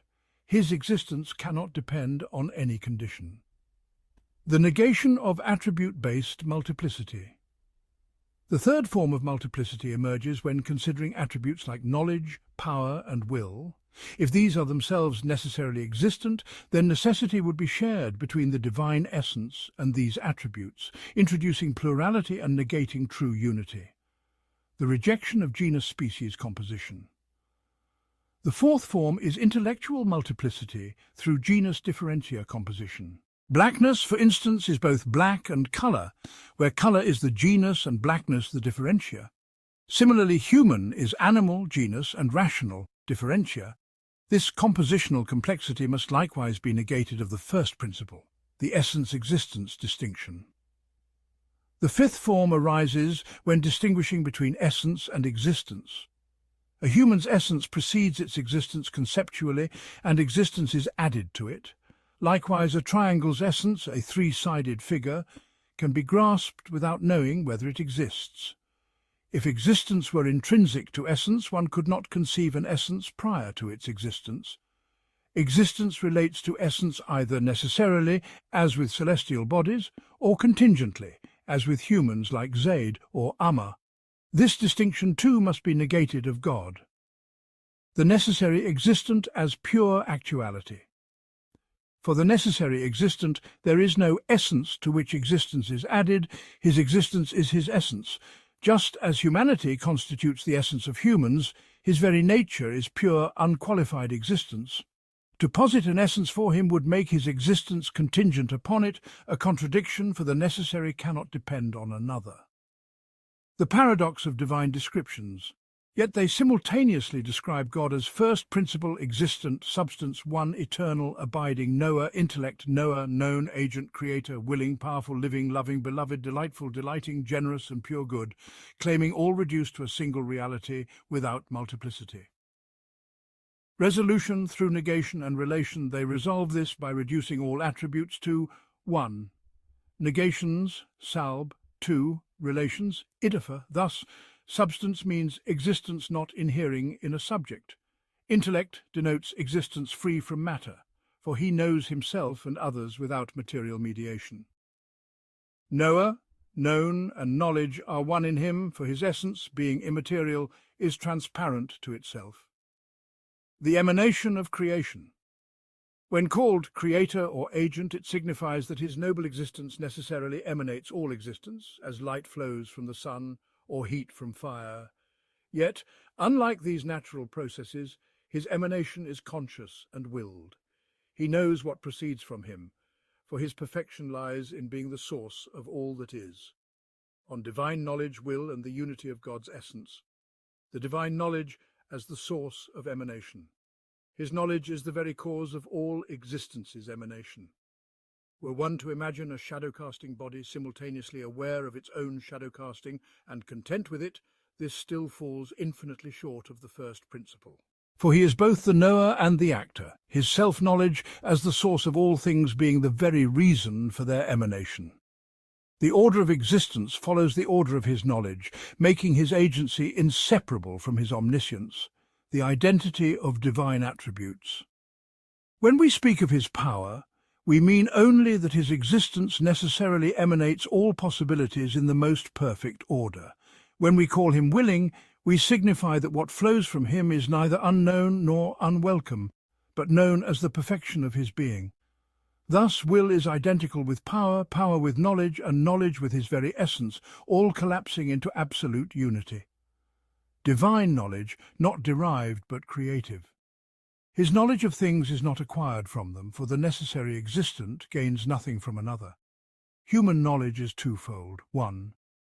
Derived, as when we know celestial bodies by their forms. 2. Inventive, as when we conceive new forms. God's knowledge is purely of the second kind. The forms of existence flow from his knowledge, not vice versa. The perfect order conceived in his essence becomes the very order of creation. The human contrast? Fragmented faculties. We fragmented beings require distinct faculties, knowledge to conceive, will to choose, power to act, mediated by nerves, muscles, and tools. Not so the necessary existent, whose undivided being unites conception, volition, and execution in one eternal act. Life, generosity, and pure goodness. Life in him means perfect awareness and agency, not our compound of disparate powers. Generosity denotes his giving without need or ulterior motive, no praise-seeking, no lack to fill. Pure good signifies his existence devoid of all imperfection, for evil is but absence of good. He is the source of all order, thus the supreme good. Love, delight, and ineffable joy, all beauty and perfection are beloved by their very nature. God, perceiving his infinite perfection, eternal, unthreatened by loss, experiences a joy beyond analogy. What we call love or delight in him is but a faint metaphor for his absolute self-sufficiency in perfection. The philosopher's rejection of divine attributes. The philosophers universally deny distinct attributes in God, claiming they introduce multiplicity. They reduce all divine names to one. Negations, for example, eternal negates beginning. 2. Relations, for example, creator denotes his causal role. But we ask, what proof have you that such multiplicity is impossible? This denial contradicts the consensus of Muslims, save the Mu'tazila, and lacks demonstrative basis. On the ontological relationship between divine essence and attributes, the trilemma of divine attributes, they present a trilemma regarding God's attributes and essence. 1. Mutual independence. If both essence and attributes are self-subsisting, this implies two necessary existence, an absolute duality which is impossible. 2. Mutual dependence. If each requires the other, neither can be truly necessary, for the necessary depends on nothing. 3. Asymmetrical dependence. If attributes depend on essence, but not vice versa, the essence becomes a cause for its attributes, making the attributes contingent and undermining divine simplicity. Refutation. The validity of eternal co-subsistence. We maintain the third position is sound. Attributes eternally subsist in the essence without causing composition. Their objection, that this makes essence a cause for attributes, rests on semantic confusion. When we say the essence grounds the attributes, we mean only that they inhere in it eternally, not that the essence actively produces them. Just as human knowledge inheres in our souls without the soul being its efficient cause, divine attributes subsist in God's essence without causal dependence. The proof against infinite regress requires only one uncaused existent. Whether simple or with co-eternal attributes matters not, so long as neither depends on an external cause. The linguistic distraction. Their rejection hinges on loaded terminology, effect, contingent, dependent when applied to eternal attributes. But if by dependence one means only ontological inherence without temporal causation, no impossibility follows. The true necessary existent is simply that which ends the causal chain, whether conceived as a bare unity, their view, or a unity with intrinsic attributes, our view. The composition fallacy. They argue that essence-attribute distinction implies composition, making God resemble contingent beings. We respond, 1. Eternal versus temporal composition. Bodily composition involves temporal parts. Divine attributes are eternal aspects of one simple reality. 2. The body analogy fails.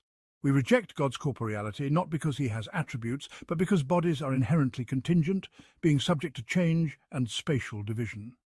The perfection paradox. They claim attributing qualities makes God need them, implying imperfection. This turns truth upside down. Perfection consists in eternally possessing all excellencies. To say the sun needs its light is to misuse language. Its radiance is its very nature. So too, God's knowledge and power are not additions to his being, but its eternal expressions.